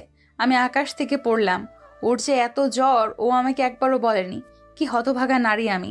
রাগের কারণে ঘামার্ত শরীর নিয়ে গোসল করায় মনে হয় জ্বর আসছে। আমি চোখ দিয়ে পানি চলে আসলো। আমি কেঁদে কেঁদে বললাম, আমি কি দোষ করেছিলাম? তোমার যে এত জ্বর একবারও আমাকে বলনি কেন? আমি কি দোষ করেছিলাম? তোমার গা থেকে যেন আগুন বের হচ্ছে। তোমাকে বললে কি লাভ হবে? কেন, আমি কি তোমাকে রেখে চলে যাব? তোমার সেবা করব না? সেটাই সন্দেহের বিষয়। ডাক্তার দেখাইছো? না। আমি চোখের পানি মুছতে মুছতে থার্মোমিটার নিয়ে আসলাম। এনে তার মুখের ভেতর দিলাম। বালতি পানি ভরে নিয়ে আসলাম, মাথায় পানি দিতে লাগলাম। অনেকক্ষণ পানি দিলাম। থার্মোমিটার চেক করে দেখি 100 ফারেনহাইট জ্বর। তেমন মারাত্মক কিছু না। একটা ভেজা কাপড় এনে তাফিমের শরীর মুছে দিলাম। ভাবলাম আজকের রাতটা দেখি, জ্বর না থামলে ওষুধ আনতে হবে। আমি বললাম, এখন ভালো লাগছে? ঘুমানোর চেষ্টা করো। কিছুক্ষণ পর তাফিমের সাথে আমিও শুয়ে পড়লাম। তার শরীর থেকে গরম তাপ আমার শরীরে আসছে, যেটা আমার খুব ভালো প্রিয়। আমি তাফিমের শরীর থেকে কাপড় খুলে ফেললাম। তার শরীরটা অনুভব করতে লাগলাম। সেখান থেকে যেন গরম তাপ বের হচ্ছে। আমার কেন জানি মনে হচ্ছে এই তাপ আমি আমার নিজের শরীরে অনুভব করতে চাই। আমিও কাপড় খুলে ফেললাম। আষ্টি বৃষ্টি তাফিমকে জড়িয়ে ধরলাম। তার শরীরের উত্তাপ আমার শরীরে ছেয়ে যাচ্ছিল। তাফিম বলল, চাঁদনি, কি করছো তুমি? কিছু না, তুমি ঘুমাও, দেখবে ভালো লাগবে। দেখি তাফিম চোখ বন্ধ করে ঘুমানোর চেষ্টা করছে। আমি এটাই চাইছিলাম। 1 সপ্তাহ পর আমি সিলেটে চলে যাচ্ছি। কয়েকটি কারণে যাচ্ছি। প্রথমত, নতুন একটা কোম্পানিতে চাকরির আবেদন করেছিলাম। পূর্বের অভিজ্ঞতা থাকায় চাকরিটা হয়ে গেল, কিন্তু সমস্যা হলো পোস্টিং হলো সিলেটে। বাসায় বসে থাকার কোনো মানে হয় না, কারণ চাঁদনিকে আমি কেন বিশ্বাস করতেই পারি না। আর মা বাবাকে টাকা দিতেই ওরা আমার দিকে তাকিয়ে আছে। দ্বিতীয়ত, চাঁদনি আবার অন্যরকম হয়ে গেছে। ও সারাক্ষণ করে ল্যাপটপ নিয়ে বসে থাকে। কী কাজ করে আল্লাহ ভালো জানে। এত রাগারাগি করি, তারপরেও যেন ওরা বেশি বেশি ল্যাপটপ নিয়ে পড়ে থাকে। ওই দিন রাগ দেখে ল্যাপটপ ভেঙে ফেলেছিলাম। যেটা বুঝলাম ও আমাকে রাগানোর জন্য এমন করে। কতক্ষণ রাগ দেখানো যায় ভাবলাম, এই বিষয়ে ওর সাথে আলোচনা করি, কিন্তু সারাক্ষণ ল্যাপটপ নিয়ে পড়েই থাকে। তাই ওকে না জানিয়ে চলে যাচ্ছি। এখন বাসের মধ্যে আছি। বাসায় আমাকে না দেখেই আমাকে কল করবে। ও যে আমি সারাক্ষণ ওর সাথেই থাকি। আচ্ছা মানলাম, থাকলাম তোর সাথে, কিন্তু তুই তো পড়ে থাকিস ল্যাপটপের ভিতরে। তাই জেদ দেখে ওর সাথে 1 সপ্তাহ কোনো শারীরিক সম্পর্ক করিনি। দেখি কিভাবে এখন থাকিস। ভালো লাগে না তাকে, একদম বোরিং। আমার পাশে একটা মেয়ে বসে আছে। দূর, আশেপাশে তো খালি সিট থাকতে আমার পাশে এসে বসলো। খুব অন্যরকম ফিল করছি। ভাবলাম উঠে চলে যাই। পিছনে খালি সিট পড়ে আছে, ওইখানে গিয়ে বসি। কিন্তু তাকে দেখে মেয়েটা বেদম ঘুমোচ্ছে। তো ডাক দিয়ে লাভ নেই। আমি নর্মাল হয়ে ভাবতে লাগলাম, চাঁদনি যখন ফোন দিয়ে জিজ্ঞাসা করবে কোথায় আছি, কখন বাসায় যাব, কি করি, এটা নিয়ে আসতে তখন কি করব। যখন শুনবে আমি সিলেট চলে যাচ্ছি, তখন ওর রিয়াকশনটা কেমন হবে। যে কিনা আমাকে ছাড়া সন্ধ্যার পর 1 ঘন্টা থাকতে পারে না, সে কিনা সপ্তাহ পর সপ্তাহ আমাকে ছাড়া কাটিয়ে দেবে, সেটা সম্ভব না। ও যদি আমাকে ভালোবেসে থাকে আমি শিওর অপেক্ষা করবে। আমার মনে হয় না অপেক্ষা করবে, সাথে সাথে গাড়ি নিয়ে চলে আসবে আমাকে নিতে। এসব ভাবতে ভাবতে দেখি চাঁদনি কল দিয়ে বসলো। আমি কল ধরলাম। আমি কিছু বলছি না। চাঁদনি বলল, কোথায় তুমি? সিলেটে যাচ্ছি। কি কোথায় তুমি? আর এত গাড়ির আওয়াজ কেন? সিলেট যাচ্ছি। সিলেট যাচ্ছ মানে মজা করো? সিলেটে পোস্টিং হয়েছে। কিসের পোস্টিং? একটা চাকরি পেয়েছি, কিন্তু পোস্টিং হয়েছে সিলেটে, তাই সিলেট যাচ্ছি। পাগল নাকি তুমি? আর তোমাকে কে বলছে চাকরির ইন্টারভিউ দিতে? আমি কি তোমার দিকে তাকিয়ে বসে থাকবো? আর তুমি তো সারাদিন ল্যাপটপ নিয়ে পড়ে থাকো। এখন আমি নেই, তাই সারাক্ষণ ল্যাপটপের ভিতরে পড়ে থাকো। তোমাকে কেউ ডিস্টার্ব করবে না। এখন তুমি কোথায় আছো? ভৈরব। এখন গাড়ি থেকে নামো, নেমে সোজা ঢাকার উদ্দেশ্যে রওনা দাও। পারবো না। পারবো না মানে? দেখো, আমাকে রাগিও না। সিলেট যাচ্ছি, কিছুদিন চাকরি করি, 1 সপ্তাহ পর বাসায় আসবো। এতদিন আমি তোমাকে ছাড়া থাকতে পারবো না। সন্ধ্যার পর 1 ঘন্টা তোমাকে ছাড়া থাকতে পারি না। আর 1 সপ্তাহ কি করে থাকবো? প্লিজ চলে আসো। তুমি কি জন্য যাচ্ছ? টাকার জন্যই তো। কত টাকা লাগবে তোমার? টাকা পয়সার কোনো অভাব আছে তোমার? তোমাকে বিয়ে করেছি কি জন্য জানো? জানি, তোমার শারীরিক চাহিদা মেটানোর জন্য আর তোমার গোলামি করার জন্য। তুমি আমার বিন্দুমাত্র কথার কর্ণপাত করো না, তাই তোমাকে উন্মুক্ত করে দিলাম। তোমার যেভাবে ইচ্ছে সেভাবেই থাকো, আমি আর নেই। না, সেটা না। তাহলে কি? অফিসে তোমার পাওয়ার দেখাও, তাই তোমার অফিসেও নেই, তোমার কাছেও নেই। এখন যেভাবে ইচ্ছা তুমি চলো। না, তুমি সন্ধ্যার আগে বাড়ি আসবা, এটা আমার পরিষ্কার কথা। যদি না আসো তাহলে আমার আর মুখ দেখতে পারবা না। এটাই চাই। তোমাকে আমার ভালো লাগে না, তুমি বিরক্তিকর, সাইকো। তুমি আমাকে রাগান্বিত করে মজা পাও। আমি ছাড়া আরও মানুষ আছে, তাদেরকে রাগান্বিত করো। তোমার উপর রাগ করতে করতে আমি বিরক্ত। তুমি ভুল বুঝছো আমাকে। প্লিজ বাড়িতে চলে আসো। তোমাকে ছাড়া আমি কিভাবে থাকবো? আমি তোমার সাথে সারা জীবন থাকতে পারবো না, কখন যে মারা যায় কে জানে। তোমাকে আমি সত্যিই ভালোবাসি। তুমি আমাকে লাস্ট একটা সুযোগ দাও। তোমাকে ছাড়া আমি বাঁচবো না। বলে জোরে জোরে কাঁদতে লাগলো আর বলল, আমি তোমাকে ভিডিও কল দিচ্ছি। এটা বলে চাঁদনি ভিডিও কল দিল। আমি কল রিসিভ করলাম। দেখি চাঁদনি কেঁদে কেঁদে একাকার। আমি জানি ও আমাকে ছেড়ে থাকতে পারবে না, কিন্তু ও যে পাগলামিগুলো করে সেগুলো আমার কাছে একটু ভালো লাগে না, যেন এখনো ছোট রয়েছে। চাঁদনি কেঁদেই বলল, তোমার কাছে হাত জোড় করছি। তোমার প্রত্যেকটা কথা আমি মেনে চলবো। তুমি যেভাবে বলবে সেভাবেই সব কিছু হবে। আচ্ছা তুমি কেঁদো না, 1 সপ্তাহ আমি থাকি। কিভাবে আমি থাকবো? না, তোমাকে থাকতেই হবে। পারবো না, আমি পারবো না। এমন সময় হেল্পার এসে বলল টিকিট দেখাতে, যার কারণে মোবাইলটা একটু ঘুরে যায়। চাঁদনি বলল, পাশের মেয়েটাকে মোবাইলটা ঘোরাও। আমি মোবাইল ঘোরালাম, দেখি মেয়েটা তখনও বেদম ঘুমাচ্ছে। চাঁদনি দেখে বলল, ও, তোমরা ডেটে যাচ্ছ? আরে কি বলো এগুলো? ওনাকে আমি চিনি না। তাহলে তলে তলে তোমার এগুলো চলে কেন? আমাকে দিয়ে হয় না? আবার গিয়ে মাগের পেছনে ছোট। আরে তুমি অচেনা এক মেয়েকে কি বলছো এগুলো? উনি শুনলে কি ভাববে? তোমরা সিলেটে যাচ্ছ ঘুরতে? হায় রে আমার পোড়া কপাল, কি করলাম আমি জীবনে। দেখো চাঁদনি, ওনাকে আমি চিনি না। উনি জাস্ট আমার পাশে বসলো, ওনার সাথে আমি একটা কথা বলিনি। চোর চুরি করে কি বলে? আমি চুরি করছি? চাঁদনি, কি চাঁদনি, তুমি আমার সাথে এত বড় একটা বাটপারি করতে পারছো? তুমি আমাকে ঠকিয়েছো। আচ্ছা তুমি সিলেট আসো, তারপর তুমি দেখো ওই মেয়েকে আমি চিনি না, সে শুধু আমার পাশে এসে বসছে, এতটুকুই। আচ্ছা আমি আসছি। ওকে, এখন রাখো। আমি ফোন কেটে বড় একটা শ্বাস ছাড়লাম। পাশের মেয়েটার জন্য উল্টা অপমানিত হলাম। মেয়েটার মুখেই নেকাব দেওয়া। মেয়েটা নড়ে চড়ে বসলো আর বলল, আমি কি আপনাকে ডিস্টার্ব করছি? না তো, কেন? মনে হচ্ছে ওয়াইফের সাথে রাগারাগি হয়েছে। কথার মধ্যে শুনলাম আমাকে নিয়ে কথা হয়েছে। তেমন কিছু না, আমি আমার ওয়াইফকে না বলে চলে যাচ্ছি সিলেটে। এখন পাশে আপনাকে দেখে ভাবছে আপনার সাথে পালিয়ে যাচ্ছি। এটা বলার সাথে সাথেই মেয়েটা হাসিতে ফেটে পড়ল। আপনার ওয়াইফ দেখি অনেক সেনসিটিভ। তেমনই। আপনার ওয়াইফকে দেখতে পারি? আপনার ব্যাগটা কোন কোম্পানির? চাঁদ কোম্পানির। চাঁদ কোম্পানির সিইওকে কখনো দেখেছেন? না, কিন্তু আমি এই কোম্পানিতে গিয়েছিলাম ইন্টারভিউ দিতে। মেয়েটা মোবাইল বের করে কয়েকটা ভিডিও দেখলো, বলল, এই মেয়েটা না? আমি আমার মোবাইল বের করে আমার আর চাঁদনির একসাথে কয়েকটা কাপল ছবি দেখালাম। মেয়েটা বড় বড় চোখ করে তাকালো আর বলল, আপনি এই কোম্পানির মালিকের হাজবেন্ড? আমি বিশ্বাস করতে পারছি না, এটা কিভাবে সম্ভব? আমার পাশে আপনি বসে আছেন, আর তখন আপনি কথা বলেছেন আপনার ওয়াইফের সাথে। আপনার ওয়াইফ এত বড় কোম্পানির মালিক? হুম। আপনার ওয়াইফকে দেখি কোনো কেয়ারই করলেন না। তেমন কিছু না। আপনি অনেক ভাগ্যবান মানুষ। আমি মনে মনে বললাম, ভাগ্যমান না চাই, প্যারা শেষ নাই। চাঁদনি যে ভিতরে ভিতরে একটা সাইকো, এটা তো তারা জানে না। আরে তেমন কিছু না। গিয়েছিলাম ইন্টারভিউতে, কিন্তু পূর্ব অভিজ্ঞতা না থাকায় ওরা আমাকে নেয়নি। আপনি যদি আপনার ওয়াইফকে একটু বলতেন তাহলে একটু উপকার হতো। আমি ভাবলাম, এ তো দেখি কাটাকে নুনে ছিটা দিতে আসছে। আবার ওনার জন্য প্রমোশন চাইলে চাঁদনি ভাববে তলে তলে আমরা দুজনে প্রেম করে বেড়াচ্ছি, যার কারণে তার জন্য প্রমোশন চাইতে এসেছি। আমি কিন্তু তার কোম্পানির কোনো কাজে হস্তক্ষেপ করি না। আমি এতটুকু পারি, আপনার সাথে দেখা করে দিতে পারি। কি করে যে আপনাকে ধন্যবাদ দেব। আর এত বড় একটা মানুষ, আপনার পাশে বসার সৌভাগ্য কতজনের আছে। প্লিজ আপনার নাম্বারটা দেন। শিওর। আমি আমার নাম্বারটা দিলাম। বলল, কখন ফোন দেব? আগামীকাল কোনো এক সময় দিন। জি আচ্ছা। দেখি চাঁদনি কল দিয়েছে। বলল, তুমি এখনো ওই মেয়েটার পাশ থেকে উঠছো না? কেমন বেহায়া তুমি! গিয়ে কোনো পুরুষের পাশে বসো। আচ্ছা যাচ্ছি। এখনই যাও, আমি ভিডিও কল দিব। আমি ফোন কেটে মেয়েটাকে বললাম, একটু সাইড দেবেন। শিওর। আমি বের হয়ে পিছনে তাকিয়ে দেখি গাড়ি ফুল।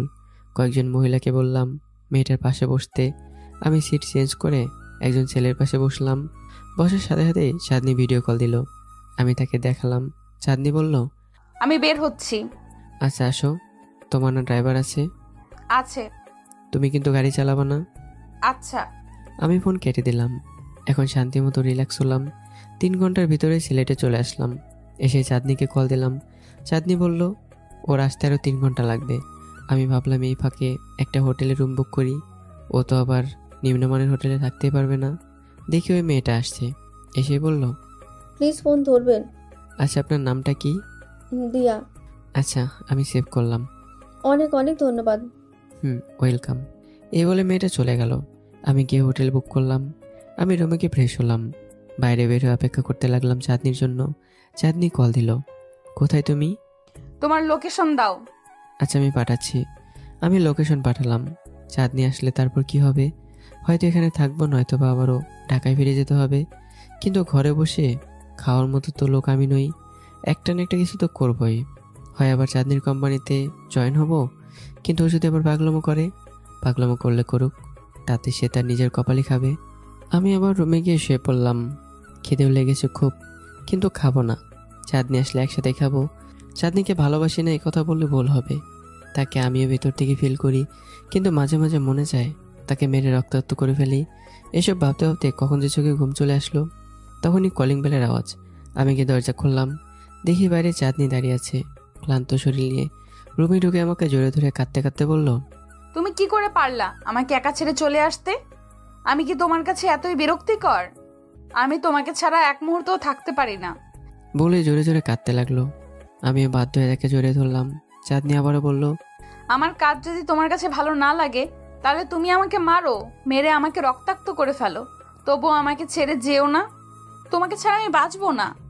আচ্ছা ঠিক আছে, এখন কেঁদো না, আমি তোমাকে বুঝিয়ে বলি। চাঁদনি আমাকে ছেড়ে দিল আর বলল, এখন আমাকে বলো কি জন্য আমাকে ছেড়ে চলে আসলা? বলবো, সব বলবো। তার আগে তুমি ফ্রেশ হও, কিছু খাওয়া দাওয়া করি। বিশ্বাস করো প্রচণ্ড খিদা লেগেছে, তোমার জন্য বসে আছি। আচ্ছা। চাঁদনি বাইরে মুখ করে কাকে জানি বলল, নাদিরা, তুমি আরেকটা রুম বুক করে রেস্ট নাও। জি ম্যাডাম। কোথায় ওয়াশরুম? এদিকে। চাঁদনি ওয়াশরুমে ঢুকে গেল। ভাবলাম চাঁদনির বুদ্ধি আছে ভালো, ও মেয়ে ড্রাইভার নিয়ে আসছে, জানে আমি শুনলে জ্ঞান জ্ঞান করবো। কিছুক্ষণ পর চাঁদনি ওয়াশরুম থেকে বের হলো। বের হয়ে বলল, কি খাবা? যে কোনো কিছু। অর্ডার দাও। দিচ্ছি। কিছুক্ষণের ভিতরে খাবার চলে আসলো। দুজনে একসাথে খাওয়া দাওয়া করলাম। তারপর আমি বিছানায় শুয়ে পড়লাম। চাঁদনি আমার পাশেই শুয়ে পড়লো। এখন বলো কি জন্য আসছো, আর ওই মেয়েটা কোথায়? এটা তোমাকে আগেই বলেছি, একটা চাকরির জন্য এসেছি, আগামীকাল জয়েন ডেট। দেখি কাগজপত্র। আমি চাঁদনিকে কাগজপত্র দিলাম। ও দেখে বলল, মাত্র 15,000 টাকা বেতন। মনে করো আমার কোনো কোম্পানি নেই অথবা কোনো টাকা আয় করার সুযোগ নেই, তখন কি আমাদের 15,000 টাকা দিয়ে হবে? আর এটার কাজ কি? মাঠে কাজ করো রোদ্রের মধ্যে। তুমি তো দেখি একদিনেই কালো ভূত হয়ে যাবে। আমার অফিসে আবার এসে পড়ো। পাগল নাকি? পরে তুমি আবার পাগলামি করতে। আরে না, এখন আমি ঠিক হয়ে গিয়েছি। আমি কিভাবে বিশ্বাস করব? আমার কাজেই তুমি তা প্রমাণ পাবে। ওকে, এখন কি করবা? আসছি যখন চলো 2-3 দিন ঘুরে যাই। আচ্ছা, এখন ঘুমাবো, প্রচণ্ড ক্লান্ত লাগছে। আমিও। আমি শোয়ার সাথে সাথে ঘুমিয়ে পড়লাম। রাত 3টার দিকে উঠলাম, উঠে দিকে চাঁদনি পাশে নেই। বেলকনিতে তাকিয়ে দেখি ও বাইরে দাঁড়িয়ে আছে। মন খারাপের কারণ কি? আমি তো ওর উপর সবসময় রাগ করি, ও কি আমার উপর আবার রাগ করলো? আজকেও শাড়ি পরে এসছে। আমি চুপচাপ করে তার পেছনে গিয়ে পেটের নিচে নাভির মধ্যে হাত রেখে বললাম, কি হয়েছে? এখানে দাঁড়িয়ে আছো কেন? জানি না, ভালো লাগছে না। কি হয়েছে বলবে তো? আমি চাঁদনির ঘাড়ে চুমু দিতে লাগলাম। কি করছো এখানে? চলো ভেতরে যাই। আমি চাঁদনিকে কোলে তুলে নিলাম। কোলে নিয়ে নরম তুলতুলে বিছানায় ফেললাম। বলো, কালকে কোথায় যাবে? তোমার যেখানে খুশি। আমার তো মন চাই সব জায়গায় যেতে। তাহলে সব জায়গায় যাব। চাঁদনি আমার মাথা ধরে তার ঠোঁটে আমার ঠোঁট ঢুকিয়ে দিল। পরে চাঁদনিকে স্বর্গসুখ দিলাম। চাঁদনি মনে হয় চোখ দিয়ে সর্ষে ফুল দেখছে। সকালে ঘুম থেকে উঠলাম, দেখি চাঁদনি আমাকে জড়িয়ে ধরে ঘুমাচ্ছে। তার শরীরে কাপড়ে ছিঁড়ে ওঠাও নেই। কি হলো রাতে? আসলে এক সপ্তাহের সব চাপ একদিনে এসে পড়েছে। আমি চাঁদনি শরীরে পাতলা কম্বল দিয়ে রেখে দিলাম। আমি উঠতে যাব, তখন চাঁদনি বলল, ওঠো না, আরো কিছুক্ষণ শুয়ে থাকো। আচ্ছা সুইটহার্ট। হুম। আবারও শুয়ে পড়লাম। চাঁদনি আমাকে জড়িয়ে ধরলো আর বলল, আমি তোমাকে ভালোবাসি তাফিম। আমিও। চলো না আজকের দিনটা শুধু ঘরেই কাটিয়ে দেই। ওকে, তুমি যেভাবে চাইবে সেভাবেই হবে। না, আজকে শুধু দুজনে ঘুরবো। আচ্ছা সমস্যা নেই, তুমি যেভাবে বলবা সেভাবেই হবে। আমি চাঁদনিকে কোলে করে ওয়াশরুমে নিয়ে এলাম। দুজনে একসাথে গোসল করে খাবার অর্ডার করলাম। খাওয়া দাওয়া করে ঘুরতে বেরোলাম। চায়ের বাগানে গেলাম, সেখানে অর্ধেক দিন কাটিয়ে আবারও হোটেলে চলে আসলাম। রুমে ঢুকে কিছুক্ষণ রেস্ট নিলাম। তখনই দেখি লিমা নামক মেয়েটির ফোন। আমি কিছুক্ষণ পর ফোনটা ধরলাম। আসসালামু আলাইকুম। ওয়ালাইকুম আসসালাম। আমাকে চিনেছেন? গতকাল যে নাম্বার নিয়েছিলাম, আমি লিমা। চিনেছি। ম্যাডামের সাথে দেখা করতে পারবো? পারবেন। আমি একটা ঠিকানা দিচ্ছি, এই ঠিকানায় চলে আসেন। ধন্যবাদ, অনেক ধন্যবাদ। ওয়েলকাম। ফোন কেটে চাঁদনিকে বললাম, গতকাল যে আমার পাশে একটা মেয়েকে দেখছিলে না, ওই মেয়ে তোমার সাথে দেখা করতে যাচ্ছে। আমার সাথে দেখা করবে কেন? আর ওই মেয়ে তোমার নাম্বার কোথা থেকে পেলো? ওই মেয়ে যখন জানতে পারলো তুমি আমার ওয়াইফ, আর গতকাল সে তোমার কোম্পানিতে গিয়েছিল চাকরির জন্য, কিন্তু হয়নি। তোমরা এত কথা বলে ফেলেছো? ভালোই। আমি বলছিলাম সিট চেঞ্জ করতে, না হলে জানি আর কি করে ফেলতে। চাঁদনি, ওই মেয়ের সাথে আমি দেখা করব না। দেখো আমি কথা দিয়েছি তোমার সাথে দেখা করে দেব, আমাকে অপমানিত করো না। আমি চাই ও আর তোমার সীমানার ভেতরে না আসুক, সেজন্য আমি তার সাথে দেখা করব না। না, তুমি দেখা করবা। মেয়েটার কথা শুনে মনে হয়েছে মেয়েটা অনেক কষ্টে আছে। যে কোনো একটা পোস্টে ঢুকিয়ে দাও। আমার ঠেকা পড়ছে। আর যে পোস্টের জন্য নিয়োগ বিজ্ঞপ্তি দিয়েছিলাম, ওই পোস্টে আর লোক নেওয়া যাবে না, স্টক আউট। আচ্ছা ঠিক আছে, তুমি এই কথাটা তার সামনে গিয়ে বলো। আমি পারবো না। তাহলে আমারই যেতে হবে। তুমি যাবা কেন? তুমি যাবা কেন? মেয়েটার কাছে গিয়ে ক্ষমা চাইতে হবে। আমি কথা দিয়ে কথা রাখিনি। তুমি দেখা করবা না, আমিও করব না। নাদিরাকে দিয়ে বলাবো আমরা কেউ তার সাথে দেখা করতে ইচ্ছুক না। দেখো আমি মেয়েটাকে ঠিকানা বলে দিয়েছি, ও মনে হয় আসছে তোমার সাথে দেখা করতে। সমস্যা কি? এখন কি করব? এক কাজ করো, যে কোনো একটা চাকরি দিয়ে দাও, যাতে সে খুশিতে বাড়ি ফেরে। দেখো কত মায়া। দূর, তোমার যেটা খুশি তুমি করো। এই বলে বিছানায় শুয়ে পড়লাম। চাঁদনি বাইরে বের হয়ে দেখি নাদিকে কি জানি বলল। সেসব শুনে লাভ নেই, দোয়া করি ওই মেয়ের সাথে যেন আর না দেখা হয়। মেয়েটা মনে মনে কী ভাববে। পরদিন সকাল আমরা দুজনেই ঢাকায় চলে আসি। একদিন পর আবারও চাঁদনির অফিসের উদ্দেশ্যে রওনা দিলাম। দেখি আবার চাঁদনি কী রং শুরু করে। আমার মনটা আজকে অনেক ভালো, কারণ অনেক দিন পর তাফিম আর আমি আবার এনজয় করলাম। এটার মধ্যে কি এমন আছে আল্লাহই ভালো জানে। আমি তাফিমকে অনেক ভালোবাসি। বিয়ের আগেও তাকে আমার ভালো লাগতো, কিন্তু বিয়ের পর তাকে আবার নতুন করে জানলাম। সত্যিই তাফিম অনেক ভালো। দেখলাম বিয়ের পর বউ আর শাশুড়ির মধ্যে প্রচুর ঝগড়া হয়, যার কারণে সংসারে অশান্তির সৃষ্টি হয়। আমি এমন জীবন চাই না যেখানে কোনো অশান্তি থাকবে, যেখানে থাকবো শুধু আমি আর আমার ভালোবাসার মানুষ, আর প্রত্যেকটা মুহূর্ত আমরা এনজয় করব। তাই আমি তাফিমের মা বাবার কাছ থেকে একেবারে তাফিমকে ছিনিয়ে নিয়ে এসেছি টাকার বিনিময়ে। বলেছিলাম যাতে তাফিম আর আমাকে কোনো ডিস্টার্ব না করে। তাদেরকে হিউজ পরিমাণ টাকা দিয়ে দিয়েছি, যেটা দিয়ে তারা দুজন আরামে বাকি জীবন কাটিয়ে দিতে পারবে। কিন্তু ভয় করছে যদি তাফিম এটা শুনে তাহলে কি হবে। আব্বার সাথে মাঝে মাঝে কথা বলি। আব্বারে বিয়ের কথা বলাতে খুব খুশি হয়েছে। আমার মা নেই, ছোটবেলায় মা মারা গিয়েছে। তারপর আব্বা নতুন বিয়ে করে, যেটা আমার কাল হয়ে দাঁড়ায়। আমি অনেক কষ্টে লেখাপড়া করি। সৎমা চাইতো আমাকে বিয়ে দিয়ে দিই, কিন্তু আব্বার ইচ্ছা ছিল আমাকে লেখাপড়া করাতে।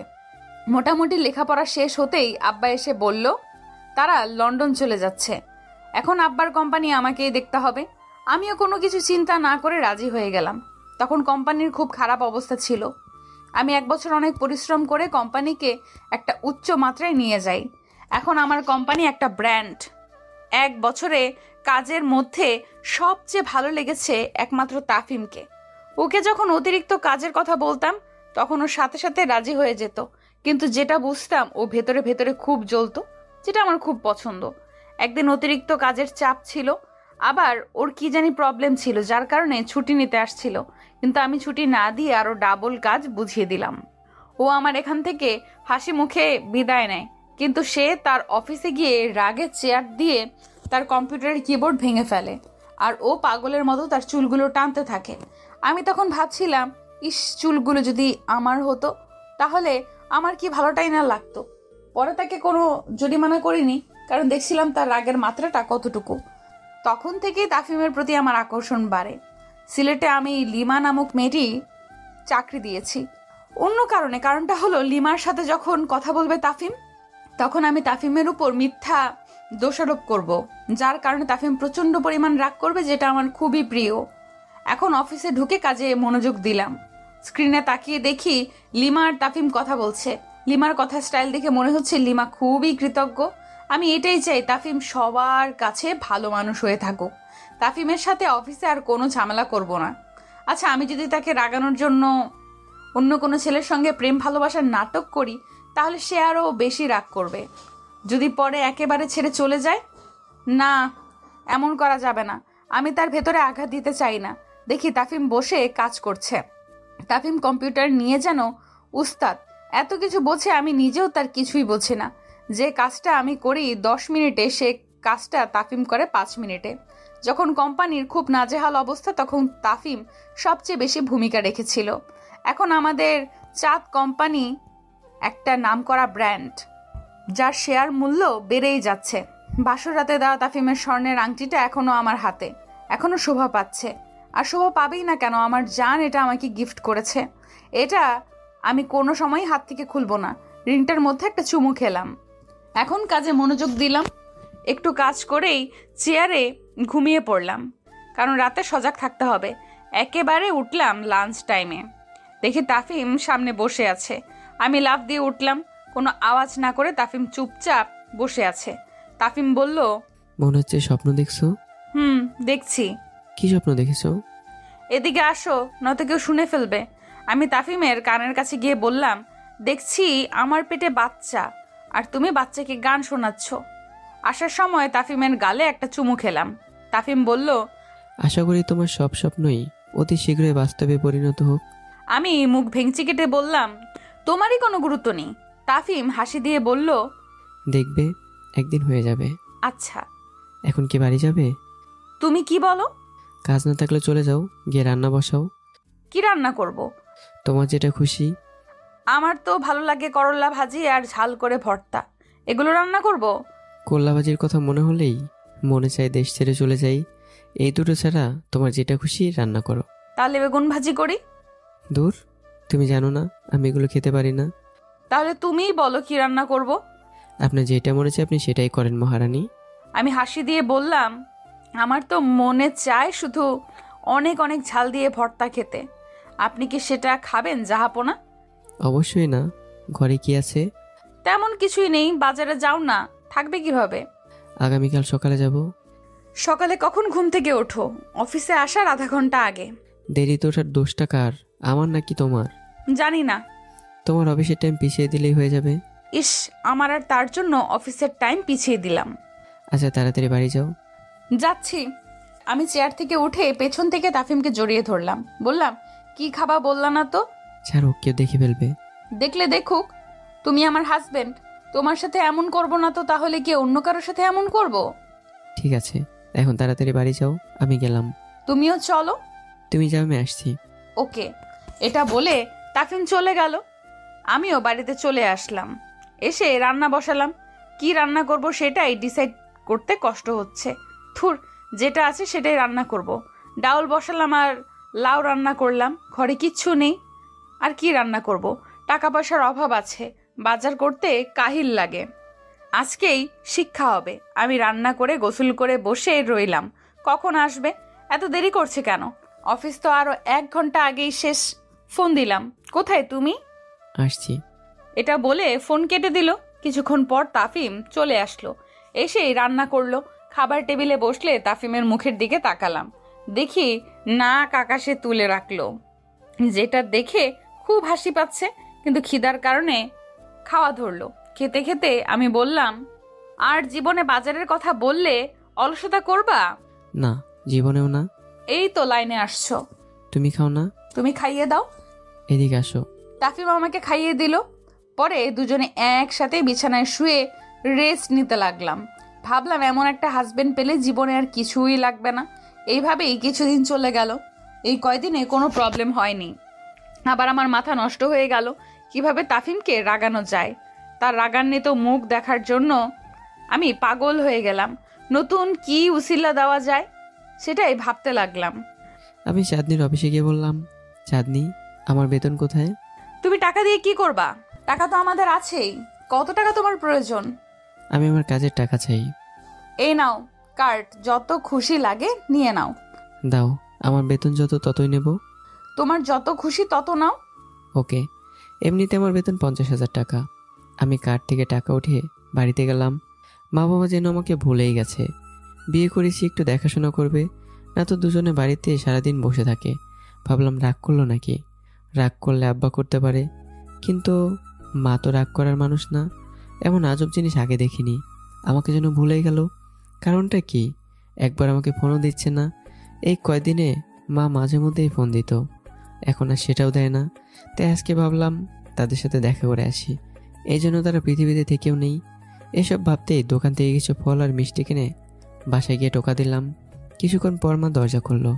মা আমাকে দেখে ভেবে চাকা খেয়ে গেল। মুখটা কেমন ফ্যাকাশ হয়ে গেল। আমার ভেতর একটা ভয় ঢুকে গেল। কিছু তো হয়েছে। নিজের সন্তানকে দেখে মুখের এমন অবস্থা কেন? আমি জিজ্ঞাসা করলাম, মা কেমন আছো? ভালো। তুই কেমন? বৌমা কোথায়? ভালো মা। বাবা কোথায়? ঘরেই আছে। মনে হয় না এখন তোর সাথে কথা বলবে। কেন? জানি না। আচ্ছা, এটা ধরো। এগুলো কি? কিছু ফল, এটা রাখো। কিছু টাকা দিয়ে বললাম। টাকা লাগবে না। কেন? এটা রাখো, খরচ করো। লাগবে না, এখন তুই যা। এটা বলে মা দরজা বন্ধ করে দিল। ভেতরে ঢুকতে পারলাম না। আমি সেখানে কিছুক্ষণ ঠায় দাঁড়িয়ে রইলাম। কি হলো এটা? যে মা সবসময় আমার সাথে সারাক্ষণ ঘ্যান ঘ্যান করতো, সে এখন আমাকে বাহির থেকে বিদায় দিল। বুঝতে পারছি না কি হচ্ছে, নাকি চাঁদনির ওপর রাগ করেছে। কিন্তু মা বাবার ইচ্ছে দিয়ে তো আমি বিয়েটা করলাম। রাগের তো কোনো কারণই বুঝলাম না। আমি এতই বড় হয়ে গেলাম, কারণ কি? এসব ভাবতে ভাবতে বাসায় আসলাম। বাসায় এসে বিছানায় শুয়ে পড়লাম। ভাবতে লাগলাম, নাকি অন্য কোনো সমস্যা? কি সমস্যা হতে পারে? 1 মাস আগেও তো আব্বা টাকার জন্য বলেছিল। এখন আমি টাকা দিতে চাইলাম, টাকা নিল না। মার মুখের অবস্থা দেখে বুঝলাম বা আমাকে দেখে অবাক হওয়ার চেয়ে বেশি ভয় পেয়েছে। কারণ কি? নিজের সন্তানকে কি কেউ ভয় পায়?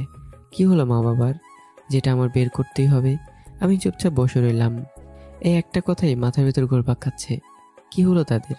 দেখি চাঁদনি আসলো, অনেক ক্লান্ত শরীর নিয়ে। এসে বিছানায় গায়ে এলে দিল। চাঁদনি বলল, এখন রান্না করতে পারবো না, অনেক ক্লান্ত লাগছে। আচ্ছা সমস্যা নেই, পরেই করো। তাহলে খাবা কি? জানি না। মনে হচ্ছে টেনশনে আছো। দেখি চাঁদনি ড্রেস চেঞ্জ করতে লাগলো। ব্রাটা খুলে দাও। নিজেই করে নাও না। দাও না, অনেক ক্লান্ত লাগছে। এটা খুলতে গেলেই তোমার যত ক্লান্ত। এদিকে আসো। চাঁদনি একেবারে আমার কোলে এসে বসলো। আমি খুলে দিলাম।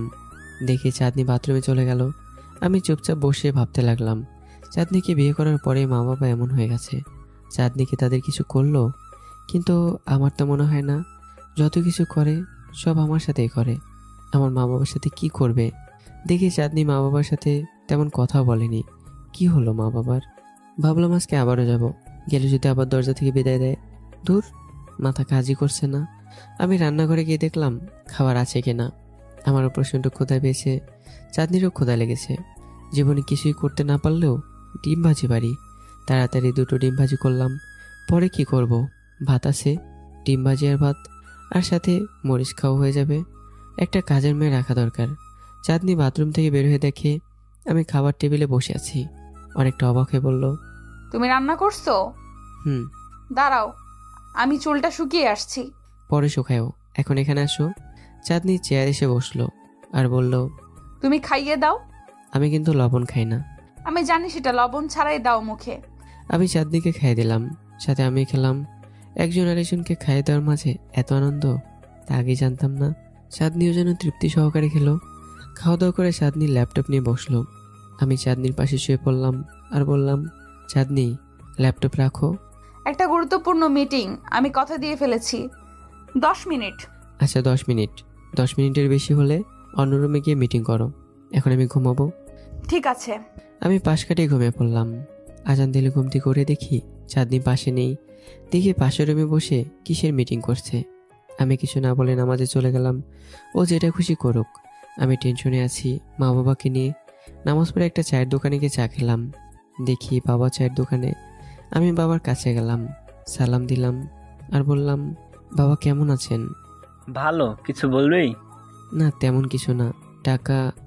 এই বিষয় পরে কথা হবে। দোকানের চা খাস না, বৌমারে বলবি ঘরে চা বানাতে। এখন বাসায় চলে যা। আমি বোকা ছেলের মতো বাসায় হাঁটা ধরলাম। বুঝতে পারছি না কি হচ্ছে। বাসায় এসে দেখি চাঁদনি রান্না করছে। আমি ঘরে গিয়ে শুয়ে পড়লাম। আমি শিওর কিছু না কিছু হয়েছে, কিন্তু কি হতে পারে? আমি তো তাদের সাথে ঝগড়া করিনি। দুজন এমন ভাব ধরছে যেন তারা আমাকে চেনে না। আমি ল্যাপটপ নিয়ে বসলাম। আচ্ছা চাঁদনি কিছু বললো বাবা মাকে? একটু বাজিয়ে দেখি। চাঁদনি, চাঁদনি। আসছি। একটু পর চাঁদনি আসলো। আমি তাকে বললাম, বাবা বলছে তোমাকে চা বানিয়ে দিতে আমাকে। আমি চাঁদনির মুখের দিকে লক্ষ্য রাখলাম। দেখি চাঁদনির রিয়াকশনটা কি হয়। দেখি ভুরু কুঁচকালো। মনে হয় আমি এমন কথা বলবো ভাবতেই পারিনি। চাঁদনি মুখে হাসি দিয়ে বলল, কিন্তু ঘরে তো চা নেই। তো চা রাখবা না? আমি রাখবো। তুমি খাবা, তুমি নিয়ে আসবা না? দূর, আব্বার কথা রাখতেই পারলাম না। যাই বাইরে গিয়ে চা খেয়ে আসি। পাগল নাকি? এত রাতে চা খেতে বাইরে যাবা? আমার অনেক মন চাচ্ছে। আমি একা থাকতে পারবো না। এখন বাইরে যাওয়ার কোনো প্রয়োজন নেই। আজকের রাতটা কাটাও, আগামীকাল আমি চা নিয়ে আসবো। তা তো আমি খাবই। কোনোভাবেই তুমি যেতে পারবে না। চাঁদনি দৌড় দিয়ে বাসায় তালা মেরে ফেললো।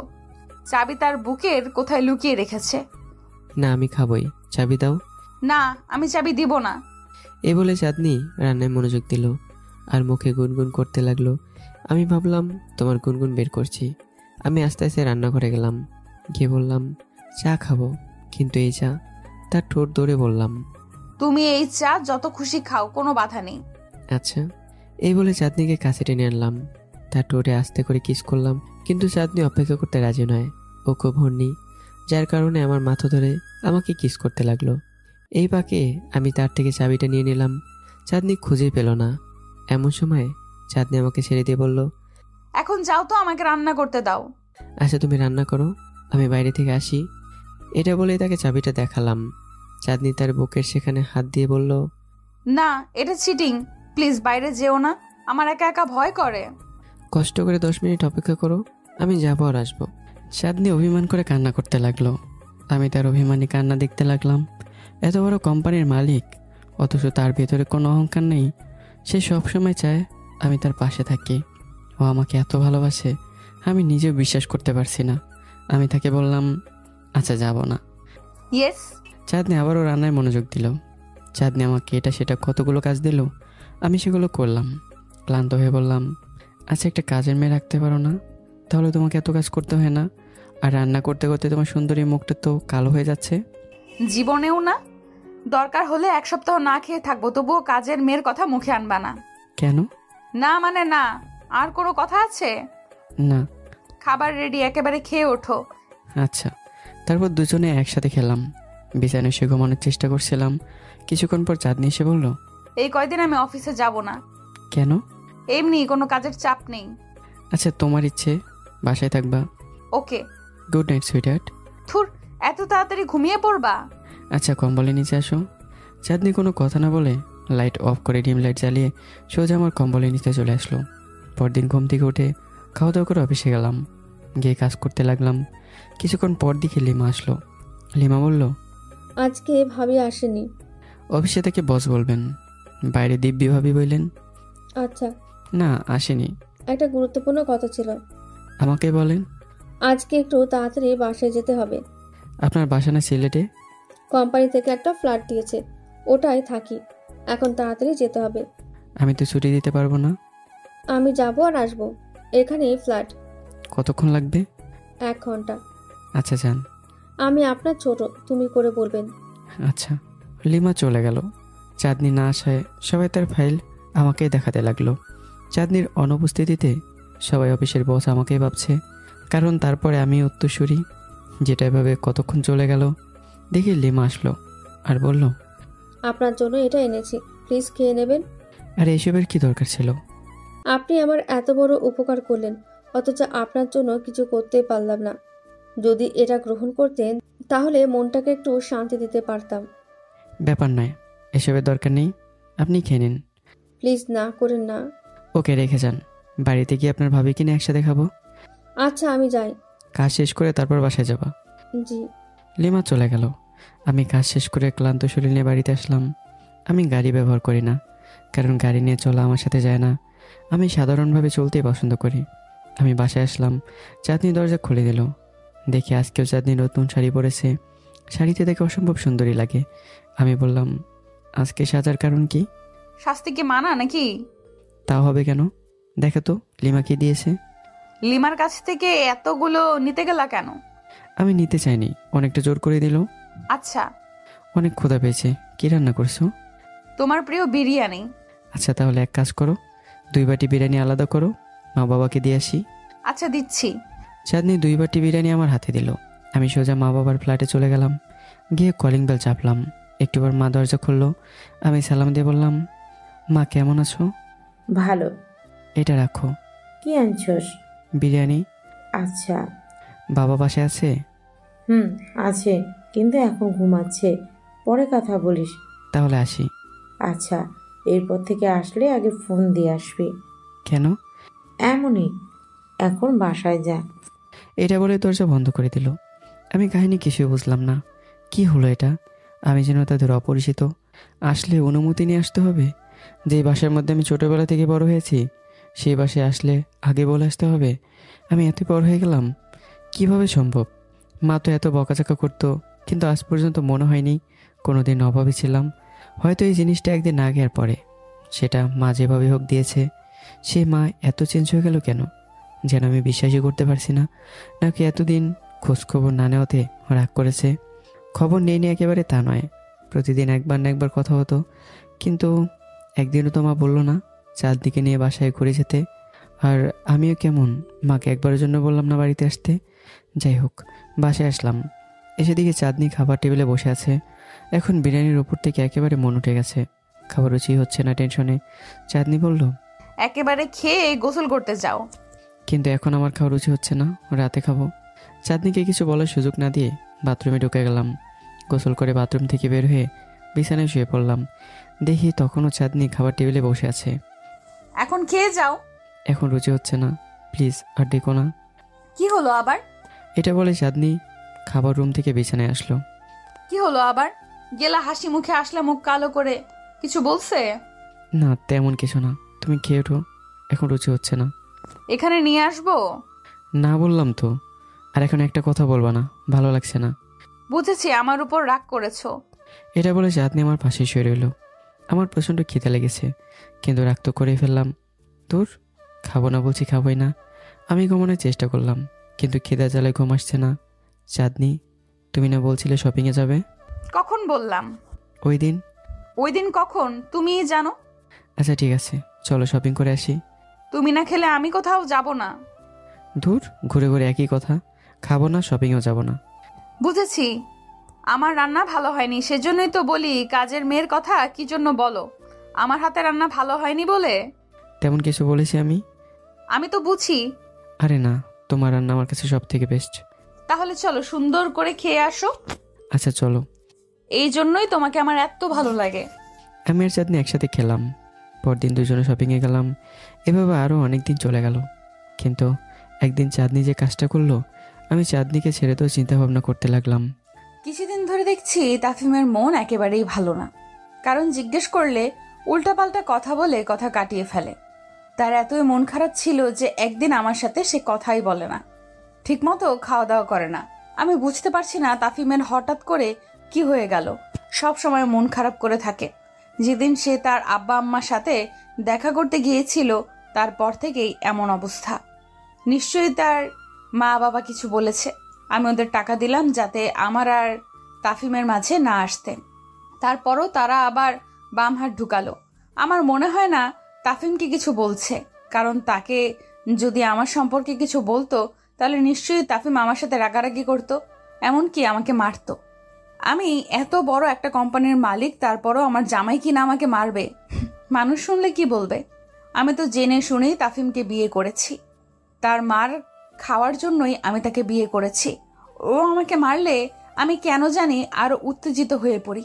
তাফিম মাঝে মাঝে রাগ দেখিয়ে বলে আমি বলে সাইকো। আসলে আমি সাইকো না, এটা আমার স্বভাব। এখন স্বভাবটাই যদি সাইকোর লেভেলে পড়ে তাহলে আমি কি করব? আমি তো কোনো মানুষ খুন করিনি, আর খুন করার প্রশ্নেই আসে না। মন খারাপের কারণে তাফিমের সাথে প্রায় অনেক দিন ধরে শারীরিক সম্পর্ক হচ্ছে না। যে কারণেই হোক তাফিমকে আবার ঠিক করতে হবে। কিন্তু কিভাবে? এইটা জানার একমাত্র উপায় হচ্ছে তাফিম নিজেই আমাকে বলবে কি কারণে তার মন খারাপ। ঠিক করলাম আজকে রাতেই এর একটা দফা রফা হবে। আজকে রাতে তাফিম রাতের খাবার খেয়ে চুপচাপ শুয়ে পড়লো। আমি আস্তে আস্তে তাফিমের সাথে প্রায় ঘেঁষে শুয়ে পড়লাম। আমি বললাম, তাফিম তাফিম হ্যাঁ বলো। তোমার কি হয়েছে? এমন মনমরা হয়ে থাকো কেন? কিছু না। প্লিজ মিথ্যা বলো না, আমার আর ভালো লাগছে না। তুমি যদি এমন মন খারাপ করে বসে থাকো আমার কিছুই ভালো লাগে না। তেমন কিছু না, ঘুমাও। আমি ঘুমাবো না। আজ তুমি বলবে কি জন্য তোমার মন খারাপ। টাকা পয়সার কোনো সমস্যা, নাকি আমাকে ভালো লাগে না, নাকি অন্য কোনো কারণে তোমার মন খারাপ? এটা বলে তাফিম আমার দিকে ফিরলো, আমার কপালে চুমু খেলো। সত্যি এটা খুব ভালো ছিল। বলল, তোমার উপর আমি রাগ করতে পারি, কিন্তু মন খারাপ করতে পারি না।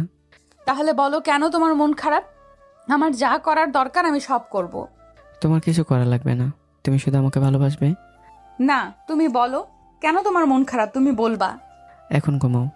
আজকে না বললে তুমি ঘুমাতে পারবে না। আচ্ছা। এটা বলে তাফিমের উপর উঠে বসলাম। বললাম, বলো কি জন্য মন খারাপ? ঠিক আছে বলছি। বলো। তোমাকে বিয়ে করার পর মা বাবা কেমন যেন ভিন্ন হয়ে গেছে, যেন আমি তাদের অপরিচিত, যেন আমি তাদের ছেলে নই, অথচ আমি তাদের ইচ্ছেতেই সব করেছি। এখন তারা আমাকে পরিষ্কার করে বলছেও না আমি কি করছি বা আমার দোষটা কোথায়। এটা কোনো সমস্যা হলো? আমি আছি না। তুমি তো আছোই। দেখো, তারা আমাকে ছোটবেলা থেকে মানুষ করেছে, এত দূর পর্যন্ত নিয়ে আসছে। এখন তাদের একটু সেবা যত্ন না করলে নিজের অনেক খারাপ লাগে। নিশ্চয়ই কিছু হয়েছে, মা জীবনে এরকম ছিল না। হয়তোবা কিছু হয়েছে। তোমার কি মনে হয় আমি কিছু ভুল করেছি? তুমি কিছুই ভুল করনি। কিছু তো হয়েছে। আমি বুঝতে পারছি এখন আসল সমস্যা। তাফিমের মা বাবার বিপরীতমুখী আচরণ। তাফিমকে কুড়ে কুড়ে খাচ্ছে, যেটা ভালো লক্ষণ নয়। আমি এমনটা আশা করিনি। আমি ভাবছিলাম তাদের ছাড়া আমাদের সংসার ভালোই যাবে। এখন দেখি আরেক নতুন সমস্যার সৃষ্টি হয়েছে। এখন এর সমাধানের পথ হলো তাদের আবার আগের অবস্থায় ফিরিয়ে আনতে হবে। এখন ভয় করছে যদি তাফিম জানে আমি টাকা দিয়ে তার মা বাবাকে এইরকম পরিস্থিতিতে ফেলেছি, আমার কি দোষ? ওরা যদি টাকা না নিত তাহলে কেমন হতো? আচ্ছা, আমি কি তাফিমকে সত্যি কথা বলে দেব? তারপর তাফিম কি করবে? আমাকে মারবে নাকি অনেক রাগ করবে? রাগ করলে ভালোই হবে, যেটা আমার খুব পছন্দ। কিন্তু যদি আবার বেশি বাড়াবাড়ি করে ফেলে, করলে করুক, তাফিমের মা বাবার কাছে গিয়ে মাফ চেয়ে সব ঠিক করে ফেলবো। আর ও মারলে তো আরো মজা হবে। ভাবলাম বলে দেই, আসলে ওদের এরকম আচরণের জন্য আমি দায়ী। তুমি দায়ী মানে? তাদের সাথে তুমি কি করেছো? মুহূর্তের মধ্যেই তাফিম রেগে গেল। আমি বলেছি আমাদের সংসারের মধ্যে যেন তারা বাম হাত না ঢুকাতে। এই কথা বলো তুমি কে? তোমাকে এই কথা বলার সাহস কে দিয়েছে? তাফিম রেগে আগুন, ঠাস ঠাস করে দুটো চর বসিয়ে দিল গালে। আমি যেন এটার অপেক্ষায় ছিলাম। অনেকদিন পরে তাফিমের হাতের চর আমার গালে পড়লো। সত্যি অনেক ভালো লাগছে। আচ্ছা, আমি এমন কেন? আমাকে মারলে আমার তো ভেতরে জ্বলে পুড়ে বুক ফাটা চিৎকারে পুরো ঘর উল্টে ফেলার কথা, আর এখনই বাড়ি থেকে বের হয়ে চলে যাবার কথা। আর আমি তা না করে তাফিমের চর আমার খুবই ভালোভাবে হজম করলাম, যেন এটা আমার কাছে কিছুই না। এটার জন্য আমি অধিক আগ্রহে অপেক্ষা করছি। তাফিম রাগান্বিত কণ্ঠে বলল, তোমাকে ছাড় দিয়ে দিয়ে আমি এতটুকু এনেছি, তোমাকে আর কোনো ছাড় দেওয়া হবে না। আমার মা বাবাকে তুমি একঘেয়ে বানিয়ে দিয়েছো। আমি কান্না জড়িত কণ্ঠে বললাম, আমি কি করব, ওরাই তো টাকা নিয়েছে। তুমি একবার আমাকে বলেছো আমি আজ পর্যন্ত মা বাবার সাথে উচ্চ আওয়াজে কথা বলিনি, আর উনি কোত্থেকে এসে আমার মা বাবাকে শর্ত জুড়ে দিয়েছে। আমি ভাবছিলাম বিয়ের পর শ্বশুর শাশুড়ি নিয়ে সংসার করলে অনেক অসুবিধা হয় এবং ঝগড়া ঝামেলা লেগেই থাকে। তাই ভাবছিলাম আমি আর তুমি শুধু একসাথে থাকবো, যাতে কেউ আমাদের মাঝে না আসে। তোমার কি মনে হয় ওরা খুব শান্তিতে আছে? ওদেরও স্বপ্ন থাকে, নিজের ছেলের বউয়ের সাথে থাকবে, ঘুরবে, খাবে, একসাথে চলাফেরা করবে, তোমাকে নিয়ে ওরা অহংকার করবে। কিন্তু না, তুমি এসে তাদের উপর শর্ত জুড়ে দিয়েছো। টাকার লোভ কার না থাকে? সবার টাকার লোভ থাকে, তোমারও টাকার লোভ আছে। তুমি ধান্দায় থাকো কীভাবে 1 কোটিকে 2 কোটিতে রূপান্তরিত করতে পারো। আমার মা বাবার এই অবস্থার জন্য একমাত্র দায়ী তুমি। আমি ভয় পেয়েছিলাম। এরপরে যদি সমস্যা হতো তাহলে তো আমি ছিলাম, প্রয়োজনে আমি একটা ব্যবস্থা করতাম। তাফিম, আমার ভুল হয়ে গিয়েছে। তোমার ভুল আমি মাফ করতে করতে এখানে এসেছি, আমি আর পারবো না। প্লিজ তাফিম, আমি ভয় পেয়েছিলাম। আমি বিশ্বাস করি না। কত টাকা দিয়েছো? 20 লক্ষ। এটা বলার সাথে সাথে তাফিম আমার গালে আরো একটা চর বসিয়ে দিল। তাফিম রেগে আগুন। আমি বাধ্য মেয়ের মতো আরেক রুমে চলে আসলাম, এসে শুয়ে পড়লাম। আমার মন চাচ্ছে তাফিমের রাগান্বিত শরীরের সাথে নিজের উন্মুক্ত শরীর লাগিয়ে ওকে জড়িয়ে ধরে ঘুমাতে, কিন্তু এখন ওর কাছে গেলেই ও রেগে আগুন হয়ে যাবে। আয়নায় তাকিয়ে দেখি গালে চরের দাগ বসে আছে। ভাবতেছি ও ঘুমিয়ে গেলে ওর পাশে গিয়ে শুব। কিছুক্ষণ পর উকি দিয়ে দেখি ও ঘুমিয়ে আছে। আমি চুপি চুপি পায়ে বিছানায় উঠে তাফিমের কম্বলের ভেতরে চলে গেলাম। তাফিম আমাকে ধরে বলল, আমার রাগান্বিত শরীর তোমার ভালো লাগে? আমি ভয়ে ভয়ে বললাম, তাফিম আমাকে ছেড়ে দিল, নিজে নর্মাল হলো। আমি বুঝতে পারলাম আমার কাছে সে নিজেকে সঁপে দিয়েছে। আমি আস্তে আস্তে তাফিমের শার্ট খুলে ফেললাম, তারপর আমি আমার শরীরের কাপড় খুলে ফেললাম। তাফিমের শরীরের প্রত্যেকটা অংশ আমি অনুভব করলাম। এটা সত্যি অনেক ভালো ছিল। পরদিন সকালে ঘুম থেকে উঠে দেখি তাফিম রীতিমতো ঘামছে। আমি তার শরীর ভালো করে ধরে দেখি ও ঠিক আছে। আমি উঠে গিয়ে ফ্রেশ হয়ে রান্না বসালাম। তাফিম এখনো ঘুমাচ্ছে। তাফিমকে দিয়ে ডাক দিলাম, ও ঘুম থেকে উঠলো। উঠেই বলল, তাড়াতাড়ি রেডি হও, এক্ষুনি গিয়ে মাপ চাইবে মা বাবার কাছে। আচ্ছা। কিছুক্ষণ পর তাফিমের মা বাবার সাথে দেখা করে ওদের কাছে মাফ চাইলাম। ওরা ওদের ভুল বুঝতে পেরেছে। তাদের এই ভুল তাদের ভেতরে কুড়ে কুড়ে খাচ্ছিল। কেন জানি তাদের হাসিটা আমারও ভালো লাগলো। একসাথে মিলেমিশে চলাটাই উত্তম হবে। ওই দিন রাতে তাফিম আমার সাথে যা করলো তা ইতিহাস হয়ে থাকবে। আমি 2 দিন শোয়া থেকে উঠতে পারিনি। সব কিছুই তখনও ভালোই চলছিল, কিন্তু আমার 2 মাস ধরে মাসিক হচ্ছে না। কারণ কি, আমি কি প্রেগনেন্ট? এটা ভাবার সাথে সাথেই শরীরের ভেতর একটা অসাধারণ অনুভূতি কাজ করলো। কিন্তু তাফিম তো এখনো বাচ্চা নেওয়ার অনুমতি দেয়নি, আর ও এরকম সিদ্ধান্ত এখনো নেয়নি। বিয়ের আগে এরকম শারীরিক সম্পর্ক ছিল না কারোর সাথে আমার। যা হওয়ার তাফিমের সাথেই হয়েছে, কিন্তু কবে কখন হয়েছে যদি তাফিম জানতে পারে কি ভাববে। তার আগে প্রেগন্যান্সি টেস্ট করতে হবে। প্রেগন্যান্সি চেক করলাম, যেটা ভাবলাম সেটাই হলো, আমি প্রেগনেন্ট। এখন আমার ভেতরে অনেক খুশি খুশি লাগছে, আরেকদিকে ভয় হচ্ছে তাফিম কি বলবে। সে নিশ্চিত বলবে আমি পরকিয়া করেছি। আমার মনটা একটু হালকা হলো, কারণ মা বাবার সাথে ঝামেলা ছিল, তা মিটমাট হয়ে গেছে। এখন প্রতিদিন মা একবার হলেও আমাদের বাসায় আসে, মাঝে মাঝে রান্না করে দিয়ে যায়। এদিকে লিমার সাথে আমার ভালো সম্পর্ক হয়ে গেল। মাঝে মাঝে আমার জন্য অনেক কিছু নিয়ে আসে। অফিসের ফাঁকে একদিন আমরা রেস্টুরেন্টে গিয়েছিলাম, একসাথে খাওয়া দাওয়া করলাম।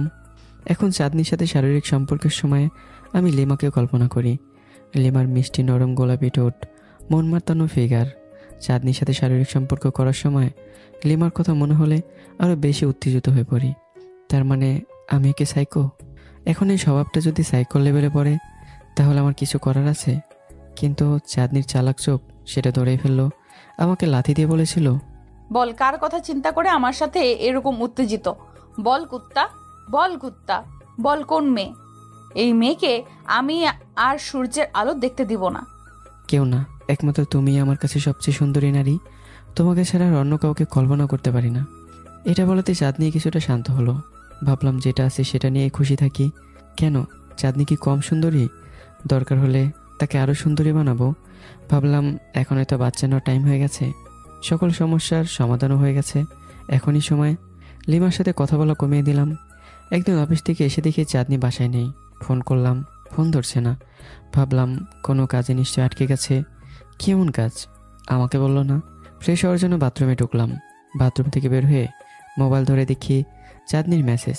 চাঁদনি বলল, বাবু আমার আসতে একটু দেরি হবে, আজ আমার একটা টক শো আছে, তুমি খেয়ে নিও, আম্মা বোধহয় রান্না করে দিয়েছে।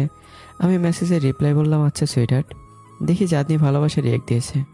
আমি ভাবলাম আচ্ছা দেখি চাঁদনি টকশোতে কী বলে। টিভিটা ছেড়ে বসলাম। কোন টিভি চ্যানেলে টকশো করবে? আমাদের কোম্পানির পেজ থেকে বের করলাম জনপ্রিয় টিভি চ্যানেল টিভিএন চ্যানেলে। আমি এই চ্যানেলে গেলাম। দেখি এখনও টকশো শুরু হয়নি। শুরু হতে আরও 10 মিনিট আছে। ভাবলাম খেয়ে নেই। 10 মিনিটে তাড়াতাড়ি কিছু খেয়ে নিলাম। তারপর বিছানায় শুয়ে পড়লাম দেখার জন্য। দেখি শুরু হচ্ছে। প্রথমে যে উপস্থাপন করে সে কিছুক্ষণ উপস্থাপন করলো, তারপর চাঁদনির দিকে ক্যামেরা ঘোরালো। আমার চাঁদনিকে দেখেই মাথায় রাগ উঠে গেল। দেখি কি এক খোলামেলা পোশাক পরেছে। আচ্ছা ও যে মুসলিম সেটা কি ভুলে গেছে? একটা হাতা কাটা ব্লাউজ পরেছে ম্যাচিং করা। ভালো হাই কোয়ালিটি দিয়ে দেখলে কিছু কিছু স্পষ্ট বোঝাই যাচ্ছে, আর নিচের নাভিটা বোঝা যাচ্ছে। আমি ফেসবুকে ঢুকে দেখি 30,000 মানুষ লাইভ দেখছে, অনেক অনেক কমেন্ট করছে। কিছুজন এমন কমেন্ট করছে ম্যাডামকে খুব সেক্সি লাগছে, আর একজন এমন কমেন্ট করছে ম্যাডাম আমার ক্রাশ। আরও কতজন ভালো কমেন্ট করেছে, আরও কত নোংরা কমেন্ট। আমার মতে সেগুলো তার ড্রেসের কারণে, আর আমি নিশ্চিত এটা সে ইচ্ছে করে করেছে আমাকে রাগানোর জন্য। আমাকে রাগিয়ে সে কী মজা পায়? আসলে ওর ভিতরে সমস্যা আছে। দেখলাম একসময় টকশোতে উপস্থাপিকা জিজ্ঞাসা করলো বিয়ে করেছি কিনা। চাঁদনি বলল হ্যাঁ করেছি। তখন উপস্থাপিকা বলল, আপনি এত বড় একটা মানুষ, আপনি বিয়ে করলেন অথচ আমরা কেউই জানি না। সত্যি আমাদের দুর্ভাগ্য। তা কে সেই ভাগ্যবান মানুষ, তার পরিচয় কি দেওয়া যায়? দেওয়া যায়, কিন্তু তার অনুমতি লাগবে, সেজন্য এখন পারছি না। আচ্ছা ঠিক আছে, তার সম্পর্কে কিছু বলেন। এই ধরেন সে কেমন মানুষ, আচরণ কেমন? আমার কাছে সবচেয়ে ফেভারিট মানুষ উনি। ওনার মতো কোনো মানুষকে আমি মিলাতে পারি না, আর মিলানোর ইচ্ছাও নেই। আমি মনে করি তার কাছে আমি হ্যাপি আছি। এখন আমরা দেখব জনপ্রিয় চাঁদ কোম্পানির সিও মিসেস চাঁদনি আমার প্রশ্নের উত্তরে কি বলেন।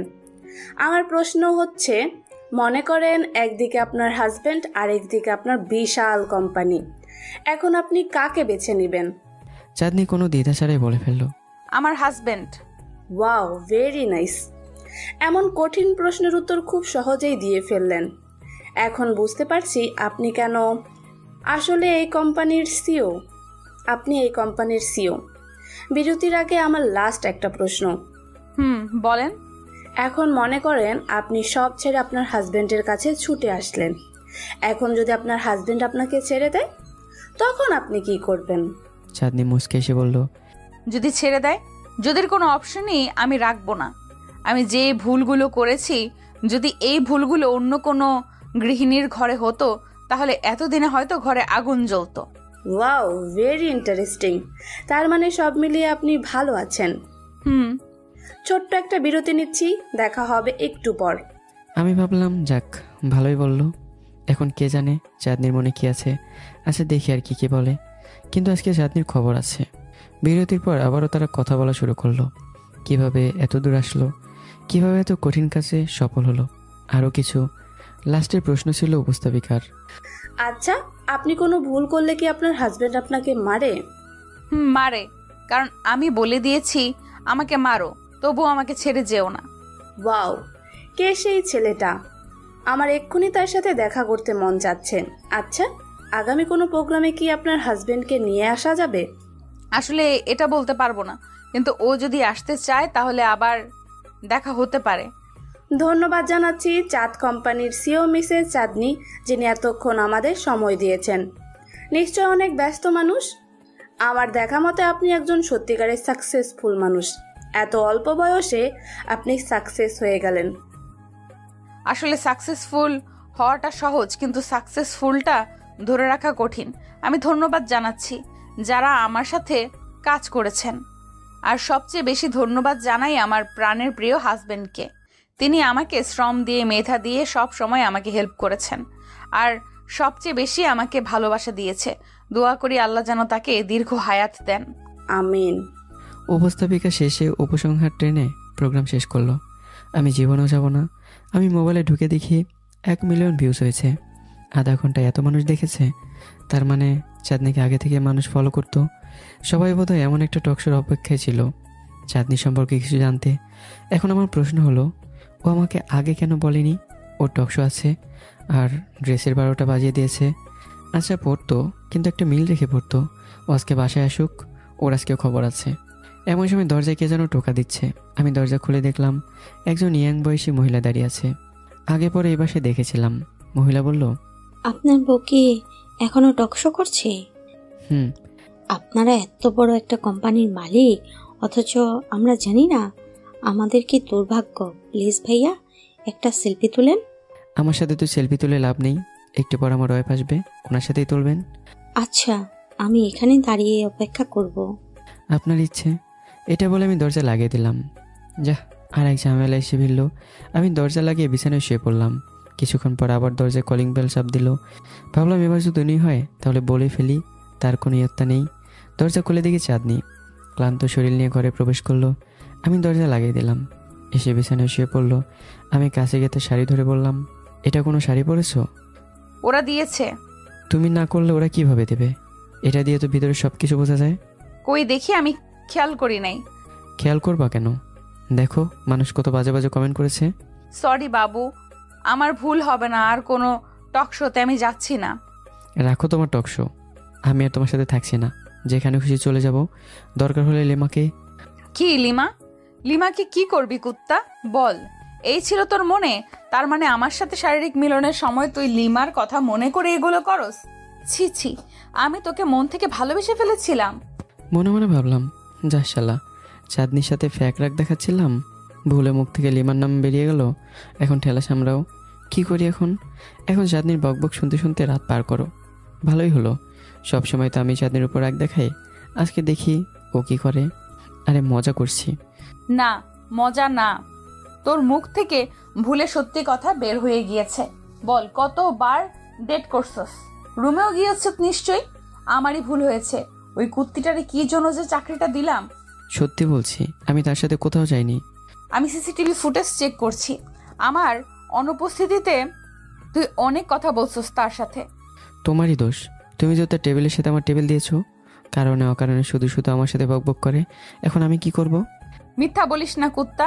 তুই আমার সাথে ওইসব করার সময় লিমার কথা চিন্তা করিস। দেখি চাঁদনি রেগে মেগে আগুন। আমি অনেকটা ভয় পেয়ে গেলাম, না জানি কি করে ফেলে। তোমার মতো সুন্দরী নারী আমি জীবনেও পাইনি। তার মানে এর আগে তুই অন্য মেয়ের সাথে এসব করেছিস? যা শালা, কি বোঝাতে কি হয়ে গেল? চাঁদনি আবারও বলল, আমি সবার সামনে তোর কত প্রশংসা করলাম, আর তুই তলে তলে এগুলো করিস। বিশ্বাস করো চাঁদনি, আমি তেমন কিছুই করিনি। তোর এই মুখ দিয়ে আমার নাম মুখে আনবি না। তোর এই মুখ আমি দেখতে চাই না। চলে যা আমার সামনে থেকে। আমি কোনো কথা না বলে চুপচাপ বাইরে চলে আসলাম। দেখি চাঁদনি ফুপিয়ে ফুপিয়ে কাঁদতে লাগলো। তোর কোত্থেকে কি হয়ে গেল? এখন চাঁদনি কি করবে? তোর ভাল লাগে না। এখন যে করে হোক চাঁদনিকে বোঝাতে হবে আমি লিমার সাথে তেমন কিছু করিনি। আমি আস্তে আস্তে চাঁদনির পাশে গিয়ে বসলাম। চাঁদনি, সত্যি বলছি, আমি তোমাকে ছাড়া অন্য কাউকে কল্পনা করতেই পারি না। আমার সব ভালোবাসা তোমার। চুপ কুত্তা, চুপ। চাঁদনি, আমাকে বোঝার চেষ্টা করো। আমি তোমাকে ভালোবাসার কোনো কমতি রাখিনি। দেখি চাঁদনি আমার দিকে ফিরলো। দেখে তার চোখ দিয়ে টপ টপ করে পানি পড়ছে। বুঝতে পারছি চাঁদনির ভেতরে আঘাত লেগেছে। আমি চাঁদনির হাত ধরলাম, হাত ধরে চুমু খেলাম। চাঁদনি কেঁদে কেঁদে বলল, আমি তোমাকে আমার জীবনের চেয়ে বেশি ভালোবাসি, কারণ তোমার রাগ আছে। যার রাগ নেই সে কোনো সময় অন্যকে ভালোবাসতে পারে না। তোমার রাগের কারণে আমি তোমাকে এত ভালোবাসি। ভালোবাসার চেয়ে তোমার রাগটা আমার কাছে সবচেয়ে বেশি দামি। তুমি জানো, তুমি যখন আমার উপর রাগ করো তখন আমার অনেক ভালো লাগে। তোমার রাগের জন্য আমি তোমার পিছু ছাড়ছি না। বলো, তুমি আর কখনো লিমার আশেপাশে যাবা না? লিমাকে আগামীকাল আমি ট্রান্সফার করে দিব। হাতে ঠোঁট ইশারা দিয়ে বলল, এইখানে যত খুশি দাও। এটা বলে আমি চাঁদনি ঠোঁটে ঠোঁট ডুবিয়ে দিলাম। সে কি অসাধারণ মুহূর্ত। চাঁদনি আমার এক ঠোঁট কামড়ে ধরল। অনেকক্ষণ চলে গেল। আজানের শব্দ কানে আসলে আমরা হুঁশে আসি। আমি আস্তে আস্তে চাঁদনিকে ছেড়ে দিলাম। চাঁদনি হাঁপ ছেড়ে বলল, যাই দেখি খাবারের কি ব্যবস্থা। চাঁদনি এমন ভাব দোষে যেন কিছুই হয়নি। আমি বললাম, ওই যে বাথরুমে গিয়ে গোসল করো, আমি বাইরে থেকে খাবার নিয়ে আসি। আজ রাতে তোমাকে একটা সারপ্রাইজ দেবো। না এখন দাও। না, রাতে। তার আগে ফ্রেশ হয়ে নতুন কাপড় পরো, রাতেই তোমাকে সারপ্রাইজটা দেবো। আচ্ছা। আমি বাইরে থেকে বার্গার, পিৎজা, বিরিয়ানি কিনে আনলাম আর চাঁদনির জন্য আইসক্রিম নিয়ে আসলাম। ঘরে ঢুকে দেখি চাঁদনি নতুন একটা শাড়ি পরেছে। তার শরীর থেকে মিষ্টি একটা গন্ধ ভেসে আসছে, যেটা একেবারে আমাকে মাতাল করে দিচ্ছে। দুজনে একসাথে বসে খাওয়া দাওয়া করলাম। খাওয়া দাওয়া শেষ করে চাঁদনিকে এক ঝাটকায় কোলে তুলে নিলাম আর পাগলের মতো কিস করতে লাগলাম। চাঁদনিকে নিয়ে বিছানায় ফেললাম। 1 ঘন্টা পর চাঁদনি শান্ত হলো আর খুশিতে বলতে লাগলো, বাবু আমরা বেবি নিচ্ছি। এটাই তোমার সারপ্রাইজ? খুশি হওনি? অনেক। এভাবে 15 দিন চলে গেল। একদিন অফিসে বসে কাজ করছিলাম। চাঁদনি তখন দেখি অফিসে নেই। লিমা কোত্থেকে যেন আসলো। আপনার সাথে কিছু কথা ছিল। জি বলো। এখানে না। না, তোমাকে এখানে বলতে হবে। না এখানে না, বাইরে কোনো রেস্টুরেন্টে চলেন। আচ্ছা, অপেক্ষা করেন। তাড়াতাড়ি বের হন। আমি বুঝতে পারলাম না কি হলো, এমন করছে কেন। চাঁদনি যদি আবার লিমার সাথে দেখে তাহলে আমার খবর আসে। লিমা একটা রেস্টুরেন্টে ঢুকে এক টেবিলে বসে বলল, আমি জানি আপনার বউ আছে, কিন্তু আমার আপনাকে ভালো লাগে, আপনাকে ভালোবাসি, আপনাকে বিয়ে করতে চাই। হোয়াট দা, তোমার মাথা গেছে? আমার বউ আছে, আর জানো সে কে, তার ক্ষমতা জানো? ওসব দেখিয়ে লাভ নেই, আমি আপনাকে চাই, আপনাকেই ভালোবাসি। দেখো লিমা, তুমি অনেক দূর থেকে এসছো। এলাকায় নিশ্চয়ই তোমার অনেক নাম ডাক। মা বাবার পছন্দ মতো কাউকে বিয়ে করো। আমার এই বেচালের ভিতরে এসে নিজের জীবনটা নষ্ট করো না। আমি আপনাকে চাই, ওসব আমি বুঝি না। আমার ভিতর কি পেলে যে আমাকে চাও? না আছে আমার টাকা পয়সা, না আছে আমার ভালো বাড়ি, আমার যা কিছু আছে সব চাঁদনির। এত কিছু আমি বুঝি না, আপনাকে আমি চাই। বাচ্চা মেয়েদের মতো কথা বলো না, আমি যাচ্ছি। বাচ্চা মেয়ে না আমি। আসলে কি জানেন, আমি আপনাকে দেখে কন্ট্রোল করতে পারিনি। প্রতি রাতে আপনাকে কল্পনা করে আমি উত্তেজিত হয়ে পড়ি। প্লিজ বিয়ে না করলে একটা রাত আমার সাথে কাটান। আমি ঠাস করে রেমার মুখে একটা চড় বসিয়ে দিলাম। তোমার মাথা গেছে? তোমার তাড়াতাড়ি ডক্টর দেখানো উচিত। আমাকে মারো, আরো মারো, তবু আমার ইচ্ছে পূরণ করে যান। চুপ, আমি গেলাম। তোমার ফালতু কথা আমার মাথায় ধরে না। এটা বলে আমি উঠে চলে আসলাম। আরে, ও তো দেখি চাঁদনির ক্যাটাগরির। আমার সাথে এগুলো কি হচ্ছে? আমি সত্যিই ভিতর থেকে লিমার জন্য কোনো কিছুই ফিল হয় না। যদি একটু ফিল হতো তাহলে আমি এত কঠোর হতাম না। আমি চাঁদনিকে এক্ষুনি ফোন করলাম। ফোন তুলে আমি বললাম, কোথায় তুমি? কি হয়েছে? তোমাকে যেটা বলছি করো। আচ্ছা, আমার প্রিয় যেহেতু বলেছে আমি আর না করতে পারি না। আমি এক্ষুনি চাকরি নট করে দিচ্ছি। আমি ফোন কেটে দিলাম। ধুর, ভালো লাগে না। এমন নোংরা প্রস্তাব কিভাবে দিতে পারলো লিমা? আমি তো তাকে ভালো ভেবেছিলাম। আমার দোষ, কী জন্য যে আমি তাকে সময় দিয়েছিলাম। ও যদি চাঁদনির মতো হয়ে থাকে তাহলে আমার পিছু কখনোই ছাড়বে না। এখন যে করে হোক লিমাকে আমার থেকে দূরে রাখতেই হবে। এটা যদি চাঁদনি জানে তাহলে আমার খবর আছে, আর লিমাকে কী করবে আল্লাহ জানে। আমি আবার অফিসে গেলাম। এখন চাঁদনির অনুপস্থিতিতে আমি চাঁদনির টেবিলে বসি। ভাবটাই অন্যরকম। দেখে এক সুন্দরী তরুণী আমার অফিসে ঢুকলে আমি স্বাগত জানালাম। আমি জানতাম একজন আসবে, কিন্তু কে আসবে সেটা জানতাম না।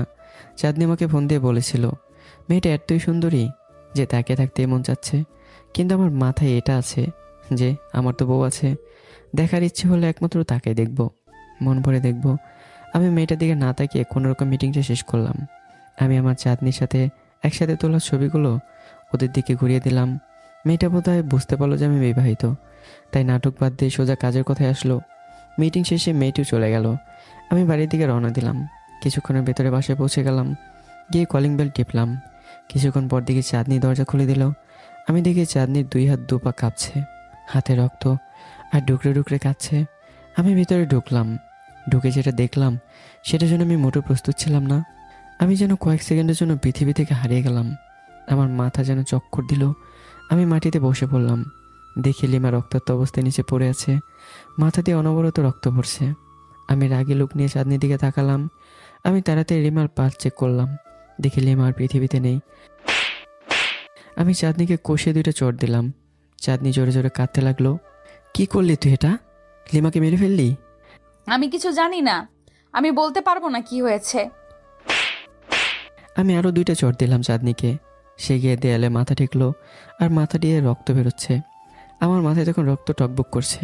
মন চাচ্ছে এক্ষুনি চাঁদনিকে গলা টিপে মেরে ফেলি। চাঁদনি ফ্লোরে পড়ে কাঁদতে লাগলো। আমি কি করব কিছুই বুঝতে পারছি না। আমি চাঁদনিকে আবারও আঘাত করলাম, আবারও চর বসালাম। আমি যেন এখন আমার হুঁশিয়ে নেই। আমি চাঁদনির গলা টিপে তুললাম। তোর মতো দানবের বাঁচার কোনো অধিকার নেই। মর, তুই মর। তোরে বাঁচিয়ে রাখলে তুই আরও মানুষ খুন করবি। চাঁদনি চাপা গলায় বলতে লাগলো, তোর আশপাশে যে আসবে তারা প্রত্যেকে মরবে। পৃথিবীর কোনো মেয়েই তোকে ভালোবাসার যোগ্যতা রাখে না।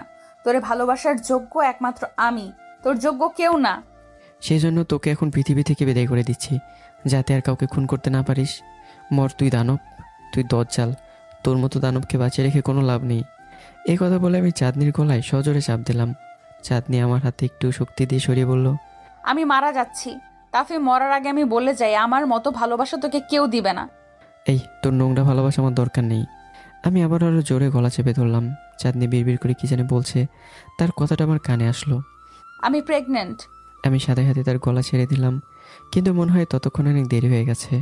চাঁদনি, চাঁদনি, এই চাঁদনি। কয়েক সেকেন্ড পর চাঁদনি একটা বড় শ্বাস নিল আর কাঁদতে লাগলো। আমি বেঁচে আছি। ছাড়লি কেন কুত্তা? আমাকে মেরে ফেল। নিজের ভালোবাসার মানুষের হাতে মরতে পেরে আমি সৌভাগ্যবান মনে করতাম। কি বললে? তুমি প্রেগনেন্ট? 15 দিনের ভিতরে কিভাবে প্রেগনেন্ট তুই? নিশ্চয়ই অন্য কারোর সাথে রাত কাটিয়েছিস। না, এটা তোমার বাচ্চা। আমি কিভাবে বিশ্বাস করবো এটা আমার বাচ্চা? 15 দিনের ভিতরে কিভাবে প্রেগনেন্ট তুমি? বিয়ের কিছুদিন পর মনে আছে তুমি একবার অসুস্থ হয়ে গিয়েছিলে, তখন আমি তোমার সাথে এইসব করেছি। পরে পিল খাইনি, মনে নাই? আমি খেয়াল করার চেষ্টা করলাম। না, চাঁদনি ঠিকই বলছে। আমি তখন সম্পূর্ণ হুঁশেছিলাম। ওই দিনের মতো আরাম আমি কোনোদিনও পাইনি, তাই আমি আর না করিনি। পরে ভুলে গিয়েছিলাম, আর মনে নেই। এখন চাঁদনি বলাতে মনে হয়েছে আমি চাঁদনিকে চোখে মুখে নাকে কপালে চুমু দিতে লাগলাম। তুমি এটা আগে বলবে না? কি করছিলাম এটা? আমি নিজেতে আমার বাচ্চাকে খুন করতেছিলাম। কোথায় আমার বাচ্চা? এই যে এখানে। সরি চাঁদনি, আমি হুঁশেছিলাম না। জানি না আমার কি হয়েছিল। আমি চাঁদনিকে কোলে করে বিছানায় শোয়ালাম, তার মাথায় ব্যান্ডেজ করে দিলাম। গলা লাল হয়ে গেছে, আর 1 সেকেন্ডের ব্যবধানে হয়তো চাঁদনি পৃথিবী থেকে বিদায় নিত, আর আমি আজীবন জেলের ভাত খেতে খেতে মরতাম। কিন্তু আমি তাকে কোনোভাবে ক্ষমা করতে পারবো না, কারণ সে একজন মানুষকে খুন করেছে। এখন লিমার কি হবে? আমি চাঁদনির গলায় নরম কাপড় পেঁচিয়ে দিলাম। চাঁদনি বলল, আমি তোমাকে কিছুই মনে করিনি, উল্টা আমার খুব ভালো লাগছে। আমি ভাবলাম কি সাংঘাতিক মেয়ে, নির্ঘাত মৃত্যুর হাত থেকে বেঁচে এসছে, এখন বলে তার আবার ভালো লাগছে। চাঁদনি আবারও বলল, আমি বুঝতেই পারিনি আমি মারা যাচ্ছি। উল্টা তোমার এমন রাগান্বিত মুখ দেখে আমি আরো বেশি উত্তেজিত হচ্ছিলাম। চুপ। আর 1 সেকেন্ডের জন্য সব শেষ ছিল। এখন লিমার কি করব? আমার একজন লোক আছে যে এসব করতে উস্তাদ। তার মানে তুমি আগে পরে খুন করেছো? আরে না, আমি একজন লোক রেখেছি যে সব সময় আমার কোম্পানির উপর গোয়েন্দাগিরি করে। কোনো ভুল হলে সাথে সাথে আমার কাছে খবর দেয়। তোমাকে নিয়ে যে লিমা রেস্টুরেন্টে গিয়েছে, কি বলেছে সব আমি এখান থেকে দেখেছি তার মাধ্যমে। তারে বললে আবার যদি সে তোমার বিরুদ্ধে সব বলে দেয়? সেটা তো ভেবে দেখিনি। তাকে বলা যাবে না, আমি কিছু একটা ব্যবস্থা করছি। আচ্ছা চাঁদনি, মনে রেখো, তোমার এই কাজের জন্য তোমাকে কোনো সময় মাফ করতে পারবো না। এর জন্য তোমাকে শাস্তি পেতেই হবে। যে কোনো শাস্তি আমি মাথা পেতে নিব। আমি লিমার বডিটা উঠিয়ে একটা কালো পলিথিনের ভেতরে ঢুকিয়ে দিলাম। তারপর অন্ধকারওয়ালা গাড়িতে উঠিয়ে নিয়ে দূরে জঙ্গলের ভেতর নিয়ে কবর দিয়ে আসলাম।